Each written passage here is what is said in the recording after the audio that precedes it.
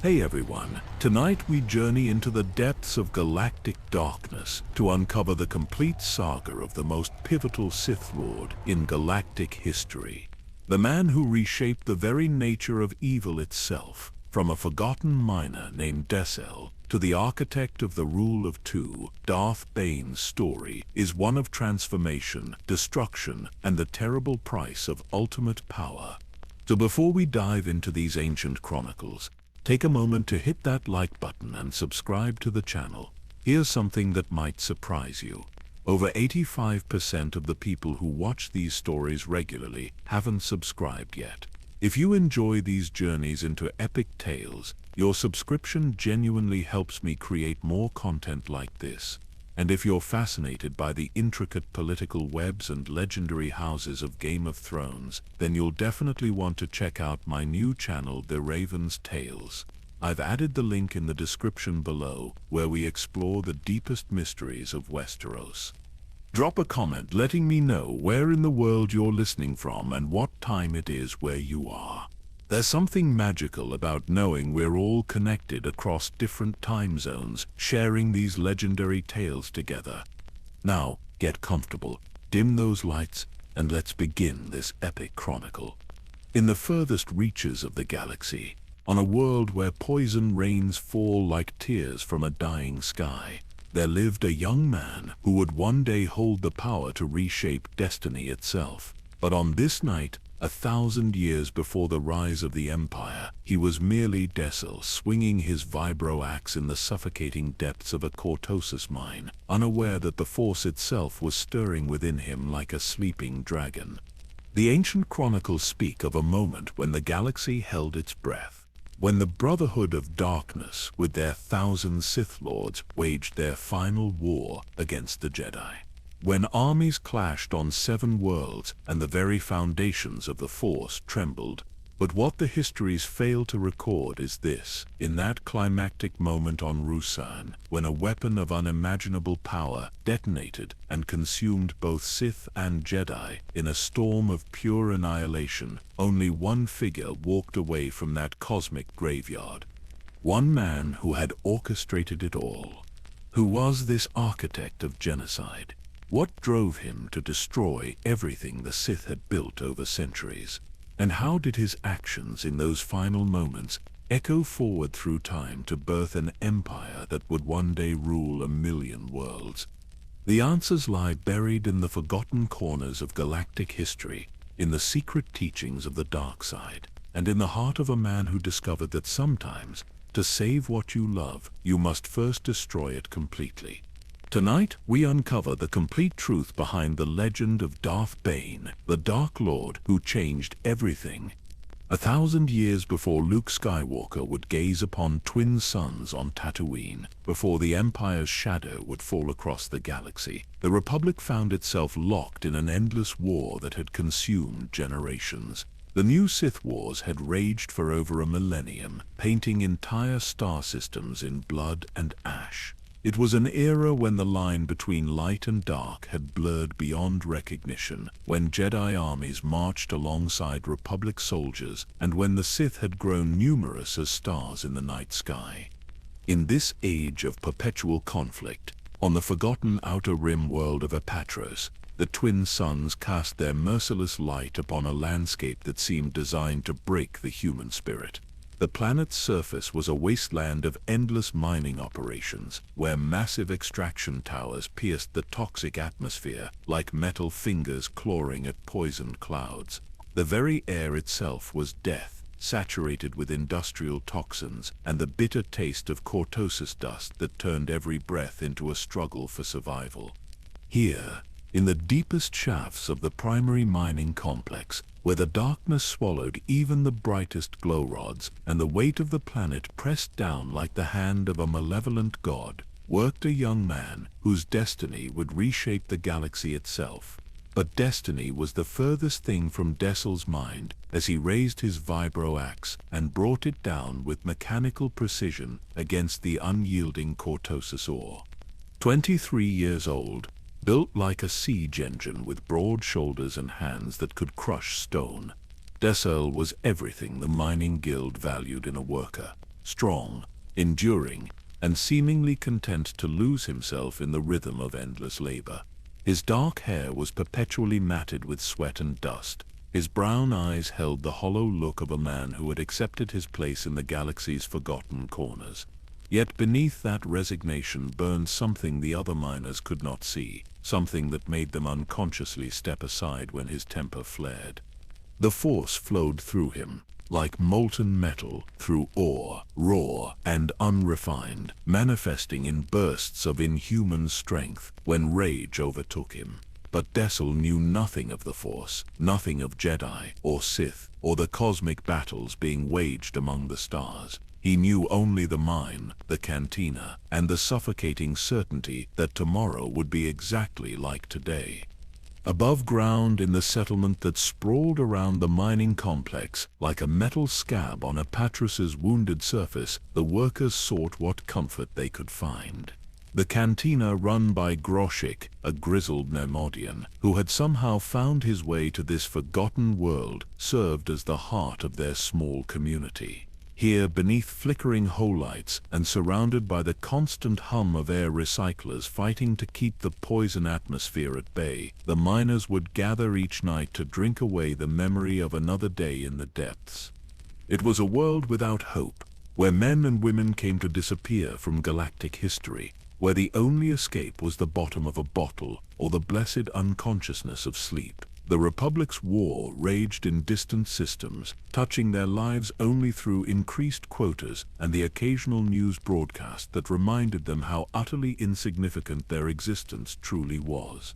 But the Force cares nothing for significance as mortals measure it. In the depths of that toxic world, in the heart of a young man who believed himself cursed to live and die in darkness, destiny was preparing to announce itself. For soon, a single moment of violence would shatter Dessel's small world forever, setting in motion events that would echo through the ages and ultimately determine whether the Sith would rise to rule the galaxy or fade into the dust of forgotten history.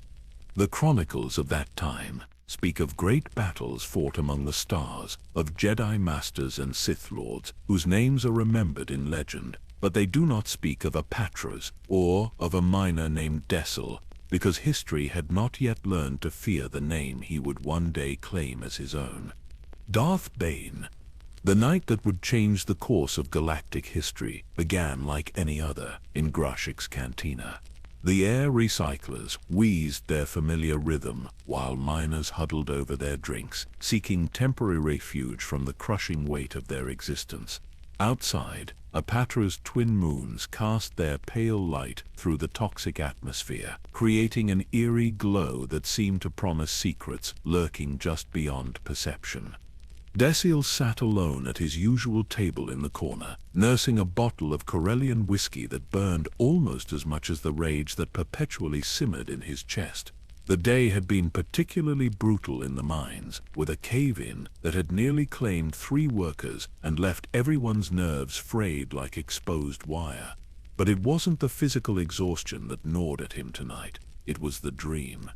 For weeks now, the same vision had haunted his sleep, flashes of crimson light, dancing through darkness, the sound of ancient voices speaking in languages he didn't recognize, and always, the sensation of power flowing through him like liquid fire. He would wake gasping, his hands crackling with static electricity that shouldn't exist in a world where technology ruled supreme.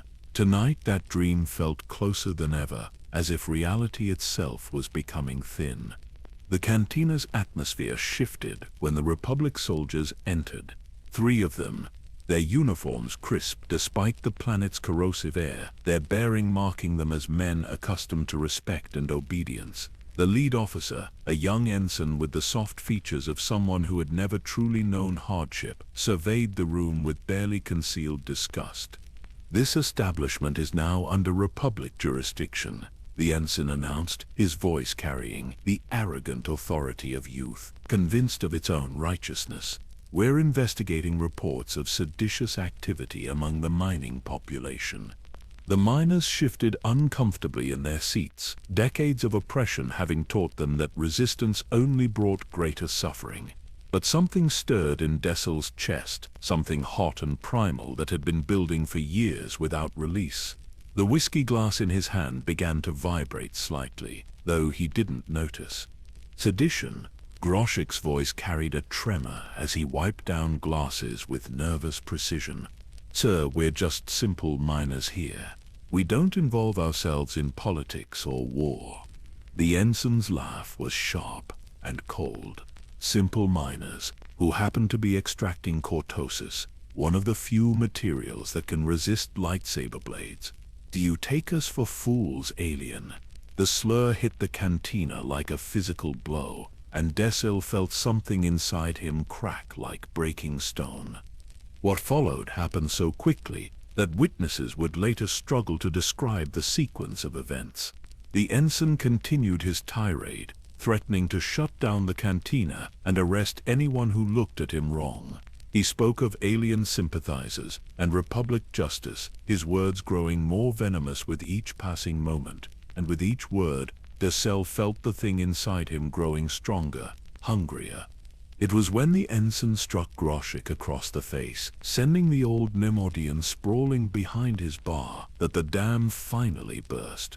Dessel rose from his chair with a fluidity that seemed impossible for someone of his build. The other patrons later swore they felt the temperature in the room drop several degrees, as if winter itself had suddenly descended upon Apatros. His eyes, normally a dull brown, now seemed to hold flecks of gold that danced like flames in the cantina's dim lighting.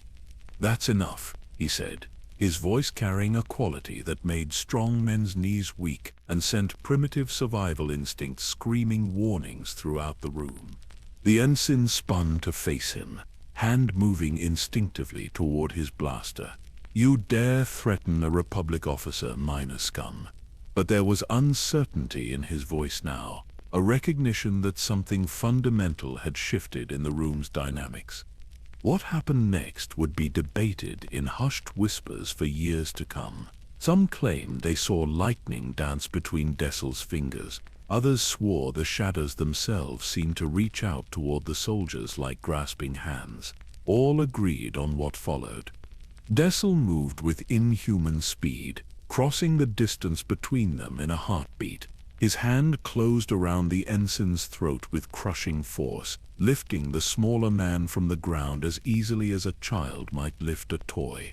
The officer's feet kicked helplessly in the air while his companions fumbled for their weapons, but they moved as if trapped in thick syrup, their reactions sluggish and confused. "You come to our world," Dessel growled, his voice now carrying harmonics that seemed to resonate from somewhere deeper than his throat. "You insult our friends. You threaten our peace." Each word seemed to leach more color from the ensign's face. "And you think your uniform gives you the right?" The power flowing through him was intoxicating, more potent than any drug. He could feel the life force of the man in his grasp, could sense exactly how much pressure it would take to crush his windpipe completely.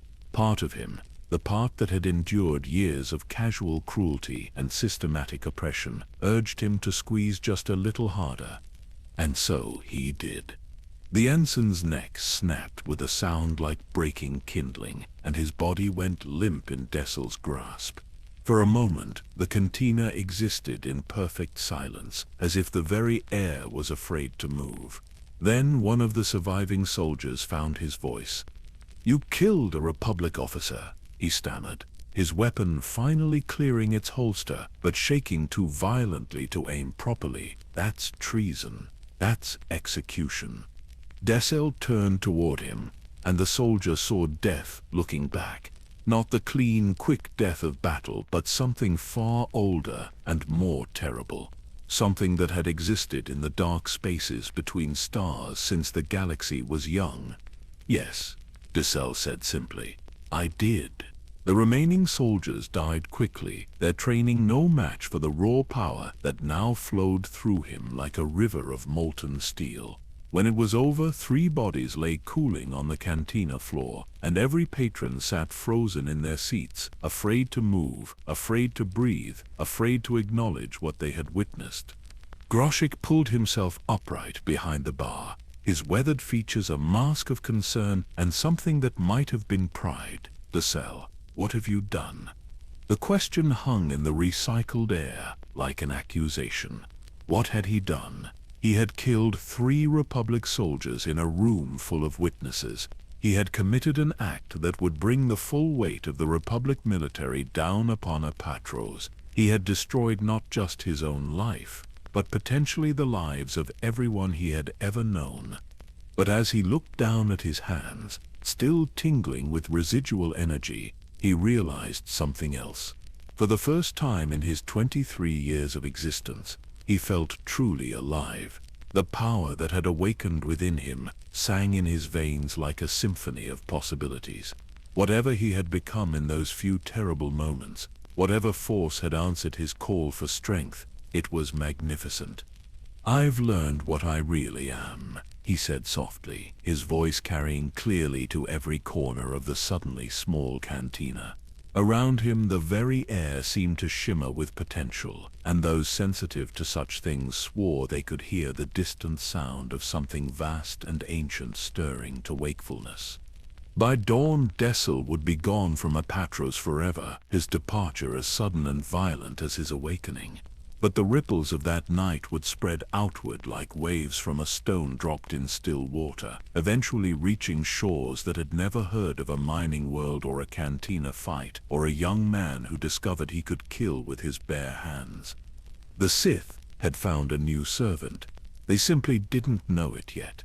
The journey from the toxic mines of Apatros to the ancient tombs of Korriban was measured not in distance, but in transformation. Dessel had boarded a smuggler's transport as a fugitive miner, with blood on his hands and murder in his recent past.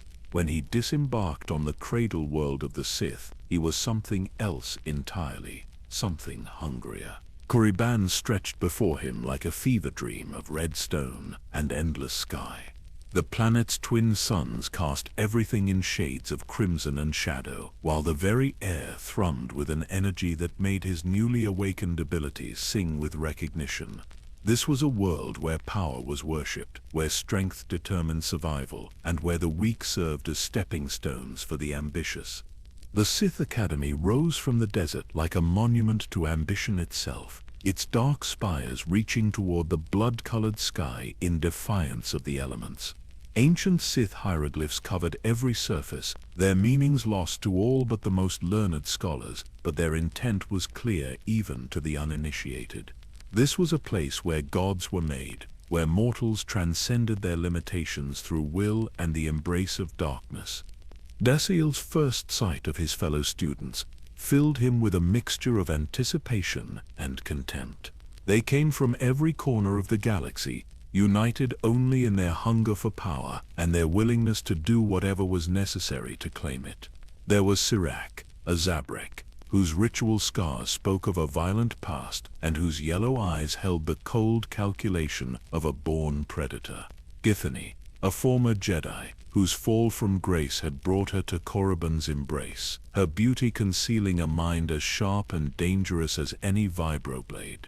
And dozens of others, each believing themselves destined for greatness, each willing to kill their companions to prove their worth. The Academy's routine was brutal by design. Dawn brought lightsaber training under the watchful eye of Qasim, a Twi'tek blade master, whose 4 arms could wield weapons with a deadly grace that made even seasoned warriors weep with envy. His lessons were written in bruises and burns, each mistake paid for in blood, each moment of weakness exploited without mercy. The lightsaber is not a tool, Qasim would intone as his students gasped for breath between combat rounds, their training sabers leaving smoking welts across exposed flesh. It is an extension of your will, a focus for your hatred, a channel through which the dark side flows into reality. Master the blade, and you master yourself. Fail, and you die forgotten in the sand. Dessel proved exceptional with the ancient weapon, his natural athleticism and mining-hardened reflexes adapting quickly to the deadly dance of lightsaber combat. But it was in the theoretical studies that his true nature began to reveal itself. While his fellow students focused on immediate power, on flashy force techniques and impressive displays of strength, Dessel was drawn to the deeper mysteries. In the Academy's vast library, carved directly into Korriban's living rock, he discovered treasures beyond imagination. Ancient holocrons flickered with the recorded wisdom of Sith Lords whose names had become legend. Darth Revan's strategic brilliance, Exar Khan's mastery of Sith alchemy, Freeden Nad's understanding of the dark side's deepest secrets. But it was the older teachings that truly captured his attention, philosophies that spoke of the Sith's true nature and their destined role in galactic history. The Brotherhood of Darkness, he learned, was a perversion of ancient Sith ideals, where the old Sith Lords had stood alone in their power. The current generation had embraced cooperation and shared authority. They spoke of Sith armies and unified command structures, of strength through numbers and victory through coordination. To most students this seemed logical, even admirable. To Dessel it was weakness disguised as wisdom. The dark side, he came to understand through his studies, was not meant to be shared. It was a finite resource that grew stronger when concentrated, weaker when dispersed. Every additional Sith Lord diminished the power available to all others, diluting their connection to the Force and limiting their potential for greatness. The ancient Sith had known this truth, which was why they had ruled as singular tyrants, destroying rivals and consolidating power until they stood alone at the apex of galactic civilization. His insights did not go unnoticed by the Academy's masters. Master Cordis, the Sith Lord who oversaw the students' education, began calling upon Dessel more frequently during theoretical discussions. His questions were probing, designed to test not just knowledge but understanding, not just intelligence but wisdom. "Tell me, student," Cordis said during one particularly intense seminar on Sith philosophy, his ancient eyes fixed on Dessel with uncomfortable intensity. "What is the greatest weakness of our current brotherhood?" Other students offered predictable answers about insufficient resources or Jedi interference, but Dessel remained silent until called upon directly. When he spoke, his words carried a weight that silenced the room. "We call ourselves the Brotherhood of Darkness, but brotherhood implies equality," he said, his voice steady, despite the enormity of what he was suggesting. "The dark side recognizes no equals. It flows to strength and abandons weakness. By sharing power among many, we ensure that none of us achieve the greatness that is our birthright." The silence that followed was profound. Several students shifted uncomfortably, recognizing the treasonous implications of his statement. Master Cordis merely nodded, a slight smile playing at the corners of his mouth. That night, Githany approached him in the Academy's shadowy corridors. The former Jedi moved with practiced grace, her presence in the Force carefully controlled to project an aura of subtle attraction and hidden depths. She was beautiful, certainly, with a kind of refined features that spoke of aristocratic breeding and careful cultivation. But Dessel had learned to look beyond surface appearances during his time on Korriban. "Your words today were dangerous," she said, falling into step beside him as he made his way toward the dormitories. "Some might call them heretical." "Truth often appears heretical to those who benefit from lies," he replied, without slowing his pace. There was something about Githany that set his newly developed instincts on edge, a sense that beneath her apparent interest lay calculation and ambition as sharp as any blade. "I was once a Jedi," she continued, seemingly oblivious to his wariness. "I know what it means to question established teachings, to see flaws in systems that others accept without thought. Perhaps we have more in common than you realize." Their relationship developed slowly over the following months, a complex dance of mutual attraction and strategic positioning. Githany was skilled in the subtle arts of manipulation, using her beauty and apparent vulnerability to lower defenses and extract secrets. But Dessel was no simple miner anymore. His time among the Sith had awakened not just his Force abilities, but his understanding of the game being played around him. If Githany sought to use him, he would ensure the benefit flowed in both directions. Meanwhile, his rivalry with Sirac intensified. The Zabrak had established himself as the Academy's unofficial leader among the students, using his natural charisma and intimidating presence to gather followers and eliminate rivals. He saw Dessel's growing reputation as a direct threat to his position and moved to counter it through increasingly bold confrontations. Their conflicts began with words and escalated to violence. Sirac would engineer situations where Dessel appeared weak or foolish, undermining his standing with both students and masters. In response, Dessel began demonstrating the tactical brilliance that would one day reshape the galaxy, turning Sirac's own strategies against him and revealing the Zabrak's limitations to any who cared to observe. It was during a particularly brutal training session that the true depth of Dessel's potential became clear. Facing multiple opponents in simulated combat, he found himself overwhelmed by numbers and superior coordination. But instead of accepting defeat, something deeper awakened within him. The Force flowed through him like a flood, granting him speed and strength beyond anything he had previously demonstrated. When the dust settled, 4 of his opponents lay unconscious, and even Katsum was staring at him with newfound respect. "Impressive," the Blade Master said. His 4 arms crossed as he studied Dessel with calculating eyes. "But power without control is merely destruction. You must learn to channel this gift, to focus it with precision rather than unleashing it in wild bursts." That night, alone in his dormitory, Dessel reflected on his journey from the mines of Apatros to the halls of Korriban. He had learned much about the Force, about lightsaber combat, about the history and philosophy of the Sith, but most importantly, he had learned about himself. The power that flowed through him was vast, perhaps greater than that possessed by many of the Academy's masters, but power alone would not be enough to achieve his growing ambitions. He needed knowledge, he needed allies, and he needed a plan that would allow him to transcend the limitations of the Brotherhood of Darkness and claim his true destiny among the stars. The path ahead was dangerous and uncertain, but for the first time since leaving Apatros, Dessel felt the stirrings of something beyond mere survival. He felt the approach of greatness. The months that followed marked a period of unprecedented success for the young Sith who had once been known as Dessel. Under the scorching suns of Korriban, he flourished like a predator finally released into its natural habitat.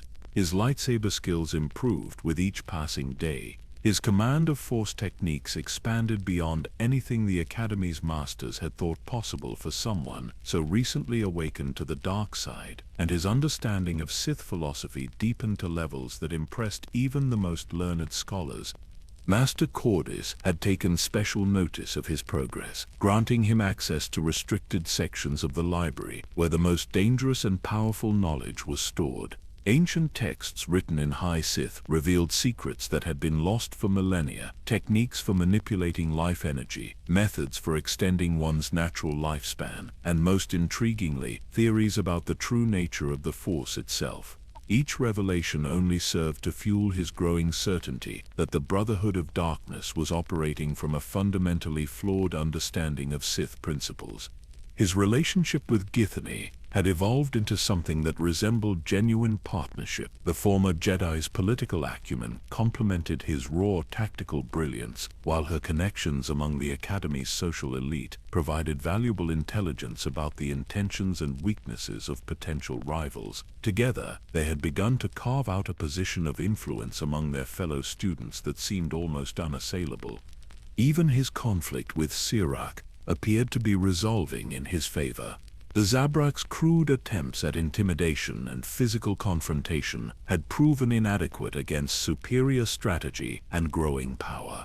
Dessel's carefully orchestrated campaign of psychological warfare had eroded Sirac's support base among the other students, while simultaneously demonstrating his own capabilities to the Academy's leadership.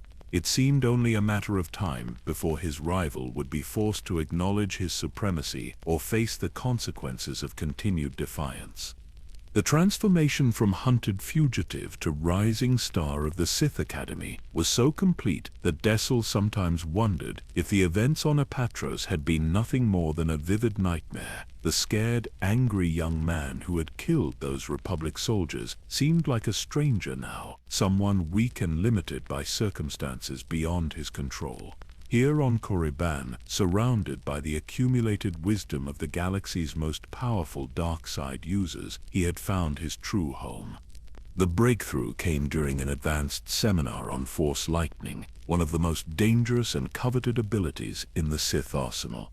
While his fellow students struggled to produce even basic sparks, Dessel found the technique surprisingly natural. The electricity that danced between his fingers was not the pale blue commonly associated with Force Lightning, but a deeper, more ominous purple that seemed to drink in the surrounding light. Master Cordis observed his demonstration with unconcealed satisfaction. "Exceptional," the ancient Sith Lord murmured, his voice carrying across the training chamber. "I have not seen such instinctive mastery of advanced techniques since my own youth. You have the makings of a true Sith Lord, young one." The praise was intoxicating, more potent than any drug Dessel had ever encountered in the cantinas of Apatros. To be recognized by someone of Cordis's stature, to have his potential acknowledged by a master who had survived the brutal politics of the Sith for over 2 centuries, felt like the ultimate validation of his chosen path. Perhaps his initial instincts about the Brotherhood had been premature. Perhaps there was room for genuine excellence within their ranks after all. This growing confidence manifested itself in other areas of his development. His performance in strategic simulations improved dramatically as he began to trust in the Brotherhood's tactical doctrines rather than constantly questioning their fundamental assumptions. His interactions with other students became less contentious as he accepted his place within the Academy's hierarchy instead of chafing against its limitations. Even his studies took on a different character, focusing more on practical applications of Sith techniques rather than the theoretical criticisms that had previously consumed his attention. Githany noticed the change immediately, her finely tuned political instincts detecting the shift in his demeanor during one of their private meetings in the Academy's meditation chambers. The chamber itself was a marvel of Sith architecture, carved directly from Korriban's red stone and decorated with hieroglyphs that seemed to writhe and shift when observed through the Force. Here, surrounded by the whispers of ancient power, they could speak freely without fear of surveillance or interruption. "You seem different lately," she observed, settling gracefully onto one of the chamber's meditation platforms. The soft glow of lightstones cast her features in warm amber, emphasizing the delicate beauty that had first attracted his attention. "More settled, more content with your place here." Dessel considered her words carefully before responding. Githany's insights were rarely casual observations, and her questions often contained layers of meaning that required careful analysis. But tonight he felt no need for defensive caution. "I've been reconsidering some of my earlier judgments," he admitted, his voice echoing softly off the chamber's carved walls. "When I first arrived here, everything seemed wrong. The Brotherhood's philosophy, their methods, their willingness to share power among so many individuals. It went against everything I thought I understood about the nature of strength. And now I'm beginning to see the wisdom in their approach. The Jedi are numerous and well organized. They have the support of the Republic's vast resources and the loyalty of billions of citizens across thousands of worlds.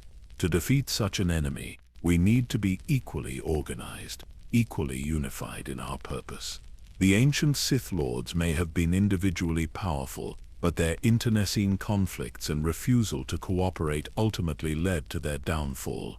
Githany nodded thoughtfully. though something in her expression suggested she was not entirely convinced by his reasoning. "The Brotherhood has certainly achieved unprecedented success against the Jedi," she agreed carefully. "Lord Kane's leadership has united the Sith in ways not seen for millennia. Perhaps you're right that cooperation is the key to ultimate victory." Their conversation continued late into the night, touching on philosophy and strategy, on personal ambitions and shared goals. For the first time since arriving on Korriban, Dessel felt truly at peace with his circumstances. He had found his place in the Galactic Order, discovered his purpose within the Brotherhood's grand design, and formed relationships that seemed likely to survive the transition from student to full Sith Lord. The feeling lasted exactly 3 more days. It was during a routine briefing on the war's progress that the first crack appeared in his newfound contentment. Lord Kayan himself had arrived on Korriban to address the Academy's advanced students, his presence filling the assembly hall with an aura of barely controlled power that made even the most confident individuals shift nervously in their seats. The Brotherhood's supreme leader was an impressive figure, tall and commanding with the bearing of someone accustomed to absolute obedience. But as Khan spoke about recent victories against Jedi forces, about the Brotherhood's expanding influence and the inevitable triumph of the dark side, Dessel found himself analyzing the man's words with renewed critical attention. The strategic decisions being described were competent but unimaginative, relying on superior numbers rather than tactical innovation. The political maneuvering showed a fundamental misunderstanding of the Republic's true weaknesses. Most disturbing of all, Khan's vision of Sith victory seemed to culminate not in the dominance of the strong over the weak, but in some kind of permanent detente between light and dark. After the presentation, as students filed out of the assembly hall buzzing with excitement and renewed dedication, Dessel remained seated in contemplative silence. Githany approached cautiously, recognizing the signs of his changing mood.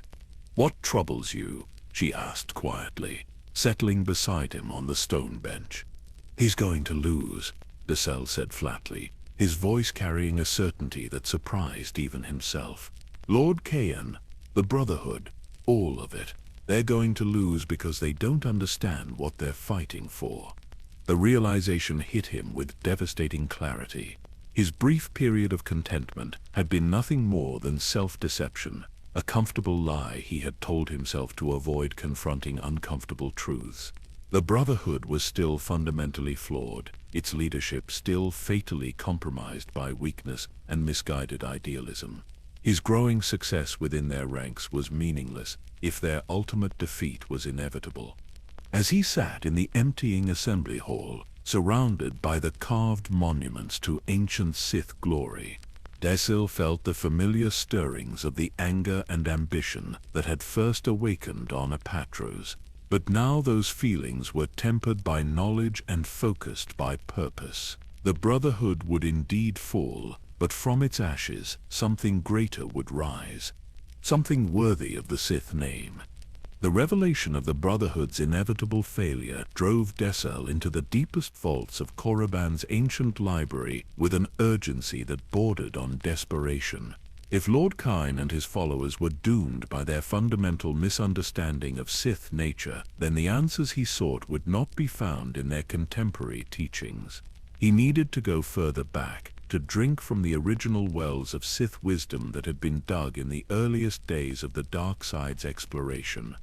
The restricted archives lay buried beneath the Academy proper, accessible only through passages carved directly into Korriban's living bedrock. Here, where the weight of the planet pressed down like the judgment of eternity itself, the most dangerous knowledge in the galaxy waited in patient silence. Holocrons that had been sealed for millennia glowed with the accumulated wisdom of Sith Lords, whose names had become legend, their crystalline matrices containing not just information but fragments of their creator's very essence. It was in these shadowy depths that Dessel first encountered the holocron of Darth Revan, the legendary figure whose strategic brilliance had brought the Republic to its knees and whose fall had shaken the foundations of both Jedi and Sith philosophy. The device activated at his touch, projecting the image of a figure clad in the distinctive mask that had become synonymous with absolute power tempered by ruthless pragmatism. "So another seeker comes to disturb my rest," the holographic Revan observed, his voice carrying the weight of someone who had commanded fleets and toppled governments. "Tell me, young one, what wisdom do you hope to find in the remnants of my thoughts?" The question was clearly a test, designed to measure not just curiosity but understanding. Dessel had learned enough about holocron technology to know that these devices were more than simple recordings. They contained interactive matrices capable of complex reasoning, able to adapt their responses based on the questioner's level of comprehension and worthiness. "I seek to understand why the Sith continue to fail," Dessel replied with characteristic directness. "Every few centuries we rise from obscurity to challenge the Jedi and the Republic. We achieve temporary victories, conquer worlds, inspire fear across the galaxy. And then we fall, always we fall, scattered to the winds by our own internal conflicts and the resurgent strength of our enemies." The holographic figure nodded approvingly. "A worthy question, and one that plagued my own thoughts during the height of my power. The answer lies not in our tactics or our strength in the Force, but in our fundamental nature as Sith. We are creatures of passion and ambition, driven by desires that can never be fully satisfied. This makes us powerful as individuals but catastrophically weak as organizations." Over the following weeks, Dessel immersed himself in conversations with Revan's holocron, learning secrets that had been hidden from all but the most elite Sith Lords. The ancient master spoke of the Force as a river with two channels, light and dark, each flowing toward different destinations. The Jedi sought to become one with the light, surrendering their individual will to achieve harmony with cosmic order. But the Sith sought to master the dark, to bend its power to their personal ambitions and reshape reality according to their desires.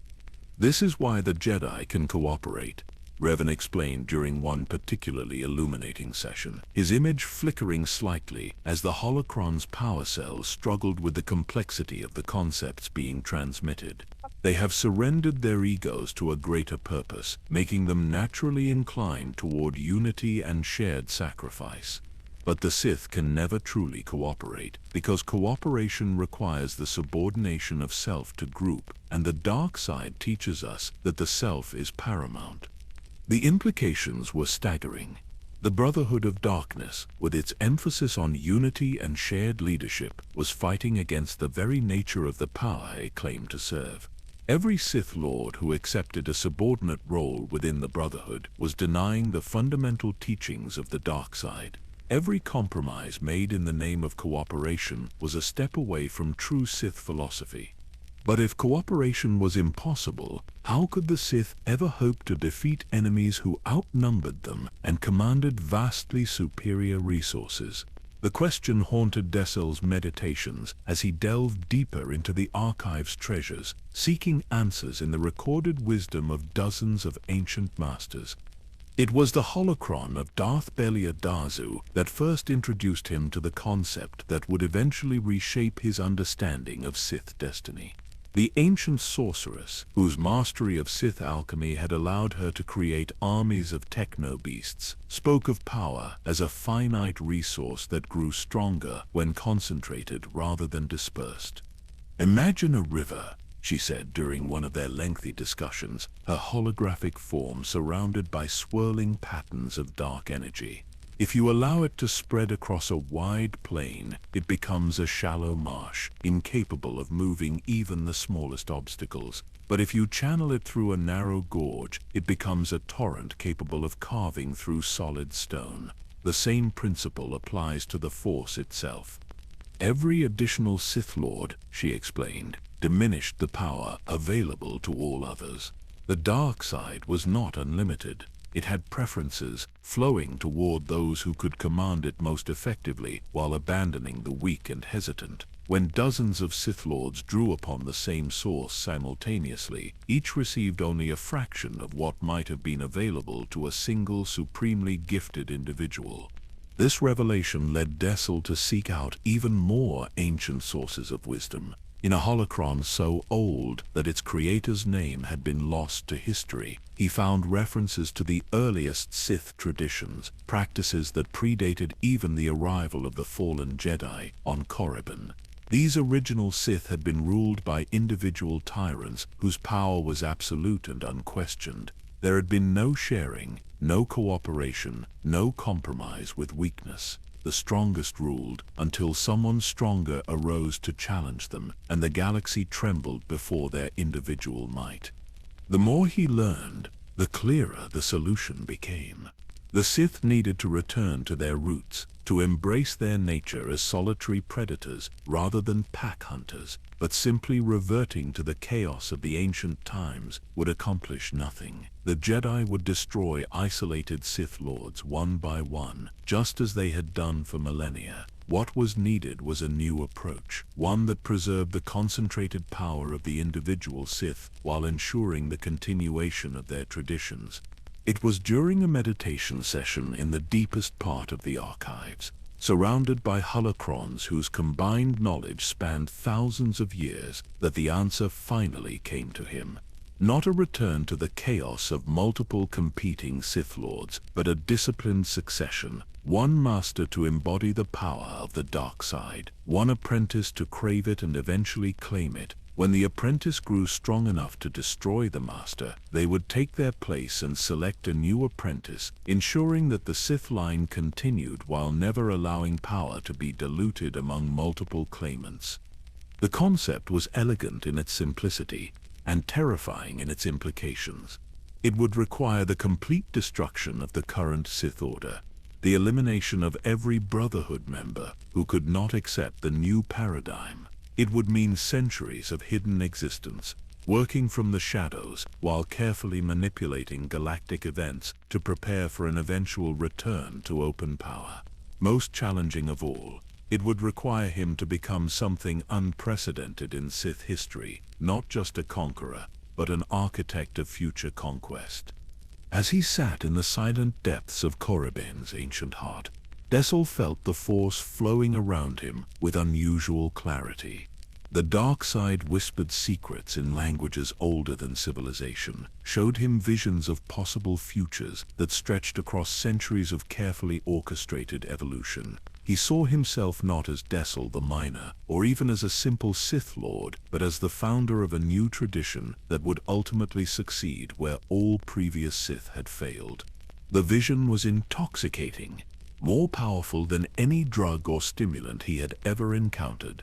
But it was also demanding, requiring sacrifices that would have seemed unthinkable just months earlier. To implement his emerging philosophy, he would need to abandon everything that had given his life meaning since leaving Apatros.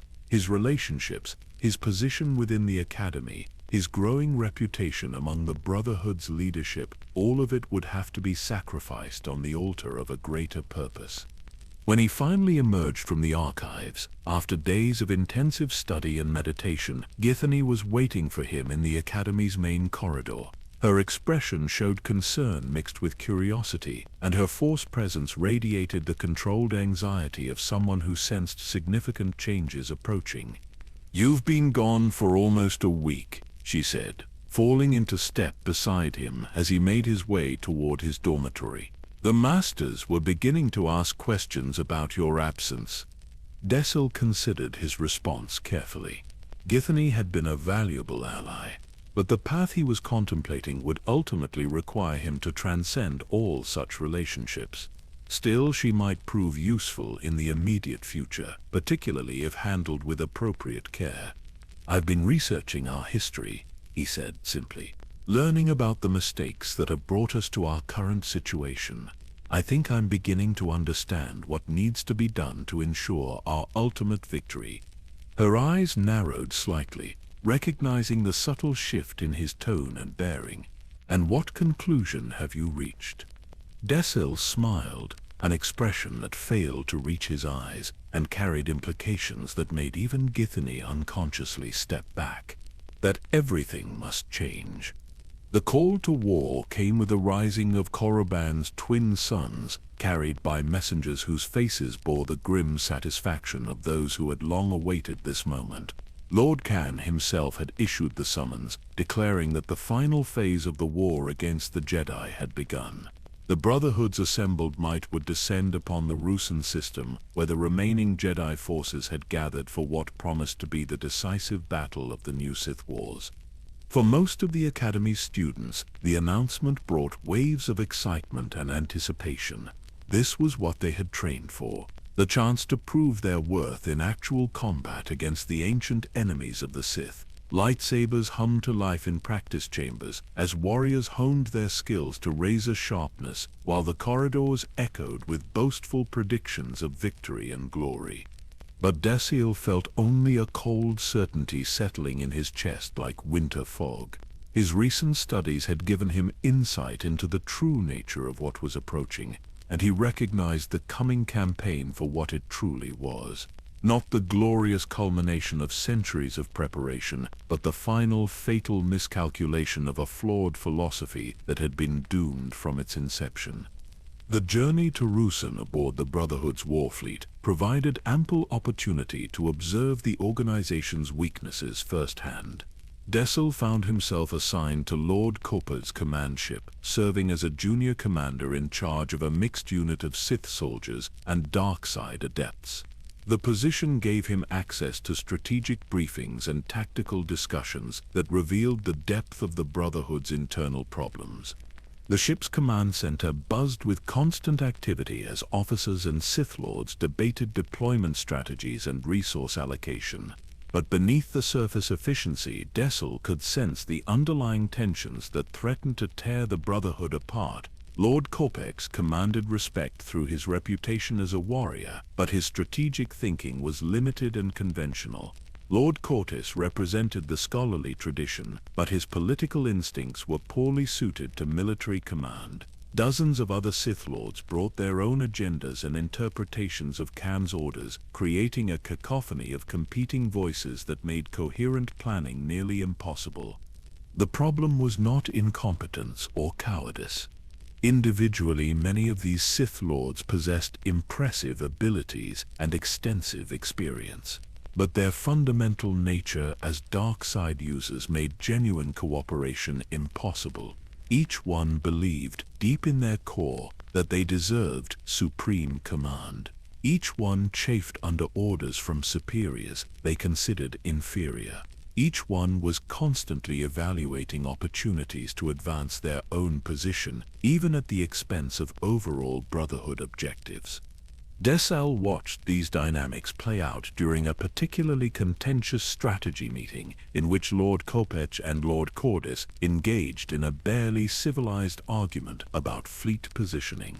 Their disagreement was ostensibly tactical concerning the optimal approach vector for the initial assault on Ruusan's Jedi defenders, but the real conflict was deeper, rooted in personal ambition and mutual contempt that no amount of shared purpose could fully overcome. The direct approach maximizes our numerical advantage, Koppa argued, his scarred hands gesturing emphatically at the holographic display. We overwhelm their defenses through superior firepower and force them into a conventional battle where our strength tells. Cordis shook his head dismissively. Crude thinking from a crude mind. The Jedi have chosen their defensive positions carefully. A direct assault plays into their hands, allowing them to maximize the effectiveness of their limited numbers.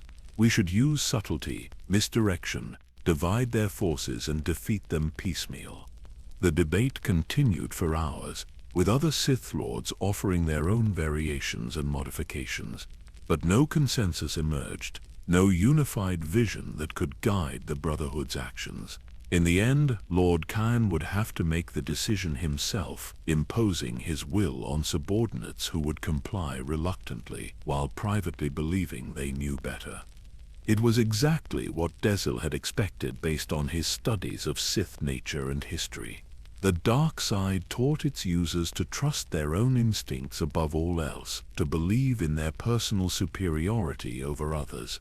These were valuable qualities for individual advancement, but they made collective action almost impossible. Every Sith Lord thought they should be making the decisions, and every order from above was filtered through the lens of personal ambition and resentment. His own unit provided a microcosm of these larger problems. The Sith soldiers under his command were competent enough, veterans of dozens of campaigns who knew their business and followed orders efficiently. But the dark side adepts were a different matter entirely. Each one saw themselves as future Sith Lords, deserving of respect and deference from their supposed inferiors. They obeyed Dessel's commands because the Brotherhood's hierarchy required it, but their compliance was grudging and incomplete. During a training exercise designed to test unit cohesion, one of the adepts, a young Corellian named Val, openly questioned Dessel's tactical decisions. The criticism was couched in respectful language, but the underlying challenge was clear to everyone present. In the old Sith tradition, such a challenge would have been settled immediately through combat, with the survivor claiming command. But the Brotherhood's rules prohibited such solutions, leaving the underlying tension to fester and grow. Dessel could have used his superior power to intimidate Val into compliance, but that would have only delayed the inevitable confrontation while poisoning unit morale. Instead, he chose a different approach, one that demonstrated both his strategic thinking and his growing understanding of human nature. "You disagree with my assessment of the enemy's likely response?" he asked calmly, his voice carrying no trace of anger or defensiveness. Val straightened slightly, recognizing the opening he had been given. "I believe you're overestimating their commitment to fixed defensive positions. The Jedi are more flexible than you suggest, more willing to abandon prepared positions if the tactical situation changes."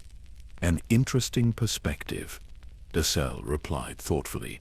"Perhaps you could elaborate on your reasoning?" What followed was a detailed discussion of Jedi tactical doctrine, with Val demonstrating considerable knowledge and insight. Dessel listened carefully, asking probing questions and acknowledging valid points, while gently exposing the weaknesses in his subordinate's analysis. By the end of the session, Val had been thoroughly outmaneuvered intellectually, his confidence shaken, and his respect for Dessel's abilities significantly enhanced. But the incident highlighted the fundamental problem that plagued every level of the Brotherhood's organization.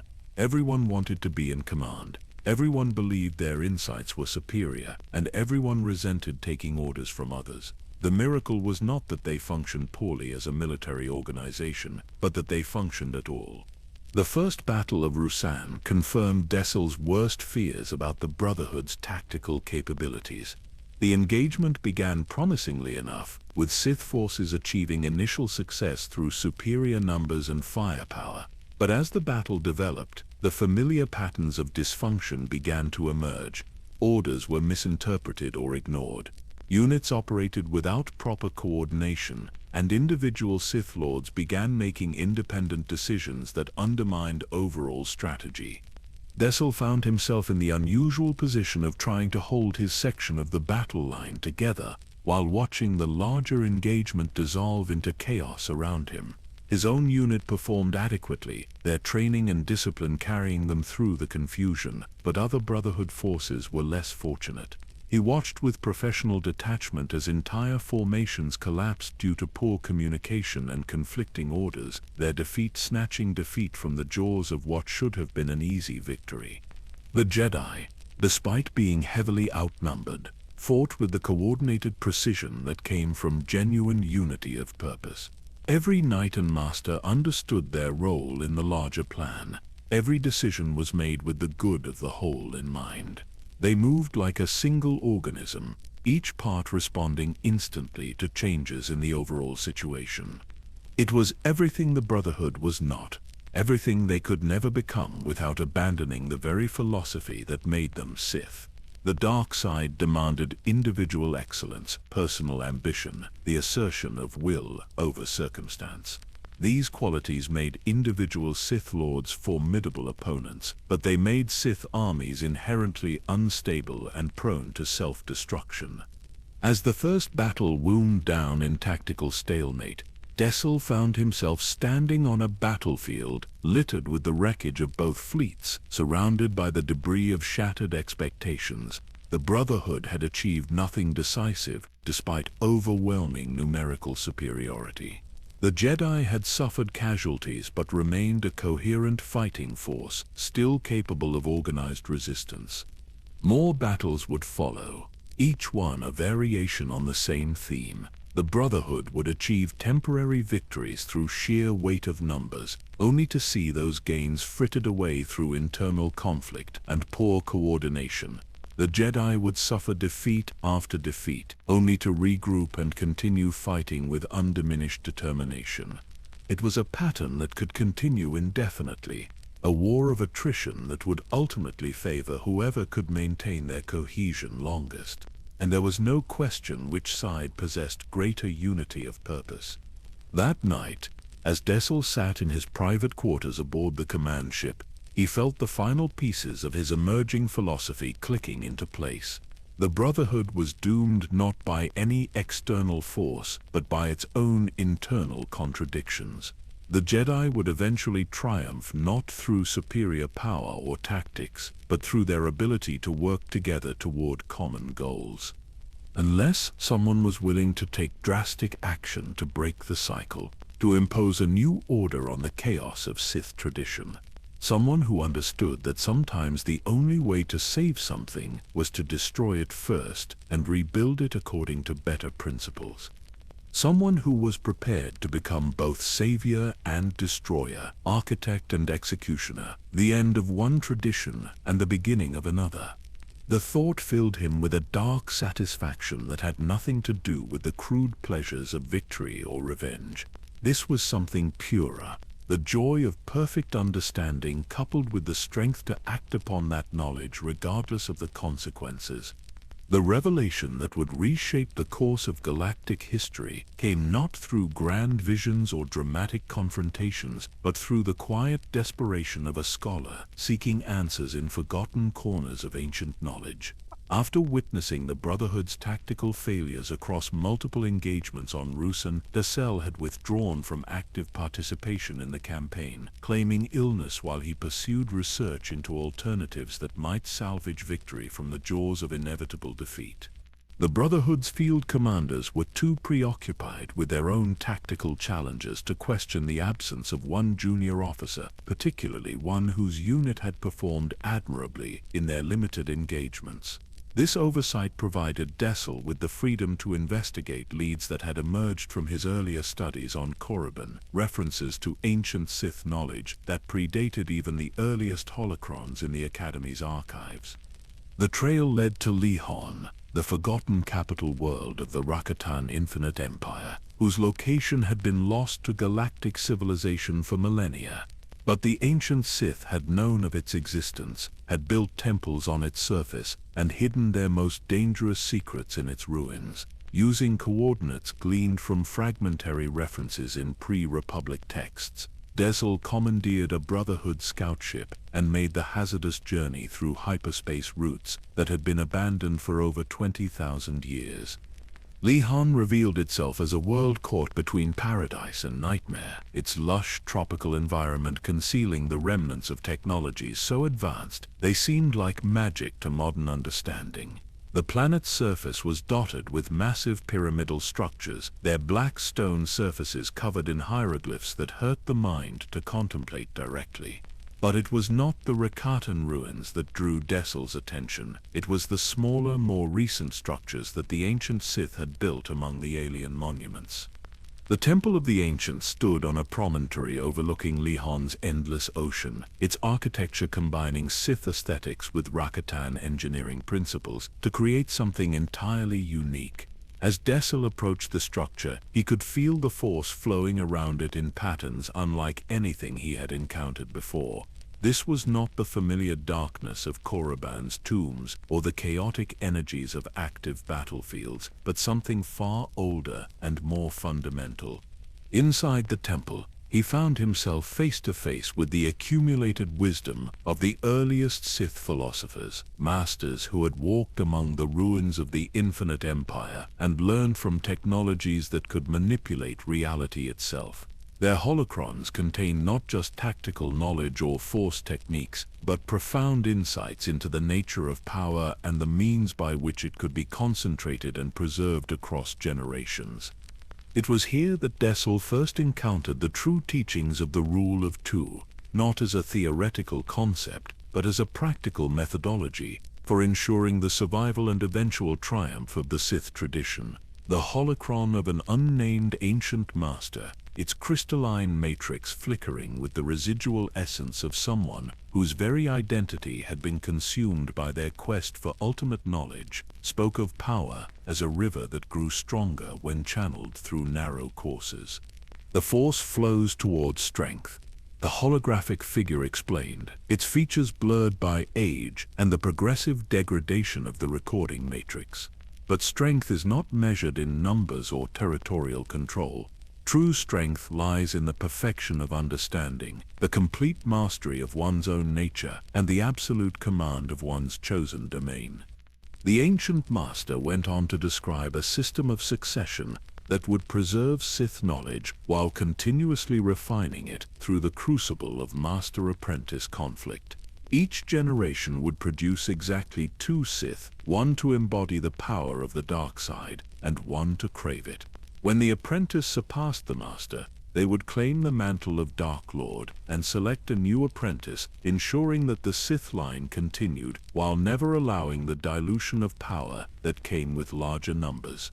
But the holocron contained more than philosophical insights. It also provided practical instructions for implementing such a system. The key lay in understanding that the concentration of power required more than simple elimination of rivals. The surviving Sith would need to become repositories for all the knowledge and strength of their predecessors, inheriting not just techniques and insights, but the accumulated force potential of the entire lineage. This process of inheritance could not be achieved through conventional means. It required techniques that bordered on the impossible, methods for transferring not just knowledge but actual life force from master to apprentice. The holocron spoke of rituals that could bind the essence of the dying to the living, creating an unbroken chain of accumulated power that would grow stronger with each generation. As Dessel studied these revelations, absorbing concepts that challenged everything he thought he knew about the nature of existence, he felt something awakening within him that went beyond simple ambition or hunger for power. This was destiny announcing itself, the recognition that he had been chosen by the Force itself to implement changes that would reshape galactic history. But destiny, he learned, came with a price that few would be willing to pay. The temple contained other secrets, technologies, and techniques that the ancient Sith had preserved against future need. In chambers carved directly from Lehon's bedrock, he discovered examples of Sith alchemy that surpassed anything recorded in modern archives. Weapons that could channel the wielder's life force directly into destructive energy, armor that could turn the wearer's pain into enhanced strength, and most intriguingly, symbiotic organisms that could bond with a host to provide dramatic enhancements to force sensitivity and physical capability. The obelisks were perhaps the most dangerous discovery in a temple filled with lethal knowledge. These parasitic creatures had been cultivated by the ancient Sith as the ultimate expression of the dark side's promise of power through sacrifice. They would bond with a suitable host, providing incredible enhancements to strength, speed, and force sensitivity in exchange for slowly consuming the host's life energy over the course of decades. The creatures existed in a state of dormancy within specially constructed stasis chambers, their chitinous forms resembling metallic beetles the size of dinner plates. According to the temple's records, a full infestation would grant the host near invulnerability in combat, while dramatically amplifying their connection to the dark side. But the symbiosis was irreversible once initiated, and the eventual price was always death, as the parasites consumed more energy than the host could sustain. Dessel studied the obelisks with the fascination of someone who recognized both opportunity and catastrophe in equal measure. The power they offered was undeniable, but the cost was absolute. To accept their symbiosis would be to sacrifice any hope of a natural lifespan in exchange for decades of enhanced capability. It was a bargain that few rational beings would consider, which made it perfect for his purposes. The decision to undergo the bonding process was not made lightly or quickly. Dessel spent days in meditation, using techniques learned from the temple's holocrons to explore the implications of such a choice. He saw possible futures branching out before him like the limbs of a vast tree, each path leading to different outcomes for himself and the galaxy. In one timeline, he returned to Ruusan and continued serving as a junior officer in the Brotherhood's doomed campaign, eventually dying forgotten in some meaningless skirmish. In another, he attempted to implement his philosophical insights without the power necessary to enforce them, becoming just another failed reformer whose ideas died with him. But there was a third path, one that led through decades of enhanced capability toward the ultimate transformation of Sith tradition. The bonding process itself was both agonizing and transcendent, as the dormant obelisks awakened to the presence of a suitable host and began their irreversible integration with his nervous system. The pain was indescribable, like having molten metal injected directly into his spine, but it was accompanied by an immediate and dramatic expansion of his connection to the Force. Energy that had previously required conscious effort to channel now flowed through him as naturally as breath, while physical sensations became so acute that he could perceive individual dust particles settling on his skin. When the transformation was complete, Dessel found himself fundamentally changed in ways that went far beyond simple enhancement. The obelisks had not merely attached themselves to his body. They had integrated with his nervous system so completely that he could no longer tell where his natural biology ended and their symbiotic contribution began. His strength had increased to superhuman levels, his reflexes had become nearly instantaneous, and his ability to channel force lightning had improved so dramatically that he could generate electrical storms with casual gestures. But perhaps most importantly, the symbiosis had granted him access to knowledge that the obelisks themselves had accumulated over millennia of dormancy. Through their enhanced connection to the Force, he could perceive the deeper currents of galactic destiny, the hidden patterns that guided the rise and fall of civilizations. He saw the Brotherhood's fate written in the flow of cosmic energy, understood exactly when and how their final defeat would come. More than that, he saw his own role in that defeat, the actions he would need to take to ensure that something better emerged from the ashes of the old order. The obelisks whispered strategies that spanned decades, showing him how a single individual with sufficient patience and understanding could manipulate events on a galactic scale.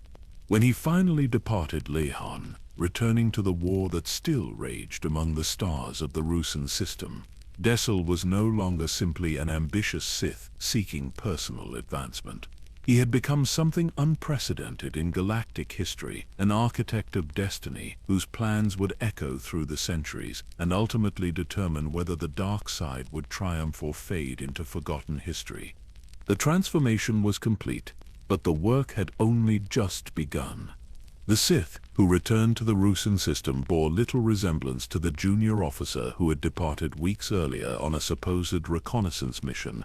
The obelisks had transformed more than just Dessel's physical capabilities. They had fundamentally altered his relationship with the Force itself, granting him insights into the deeper currents of galactic destiny that few beings in history had ever possessed.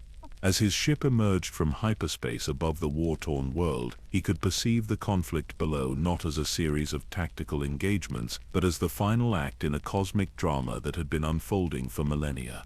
The Brotherhood's camp sprawled across Ruusan's northern continent like a festering wound, its temporary structures and defensive positions reflecting the disorganization that continued to plague the Sith forces. Lord Koran had established his command center in a captured Jedi temple, the irony apparently lost on him as he issued orders from chambers once dedicated to the light side of the Force. The systematic desecration of the sacred space seemed to perfectly encapsulate everything wrong with the current Sith philosophy. Dessel's return was noted but not celebrated, his absence having barely registered amid the chaos of ongoing operations. The Brotherhood's leadership had grown accustomed to the independent actions of their subordinates, treating such behavior as an inevitable consequence of Sith nature, rather than the symptom of terminal organizational dysfunction it actually represented. This indifference to proper command structure would soon prove instrumental to his larger plans. His first priority was gathering intelligence about the current state of both forces.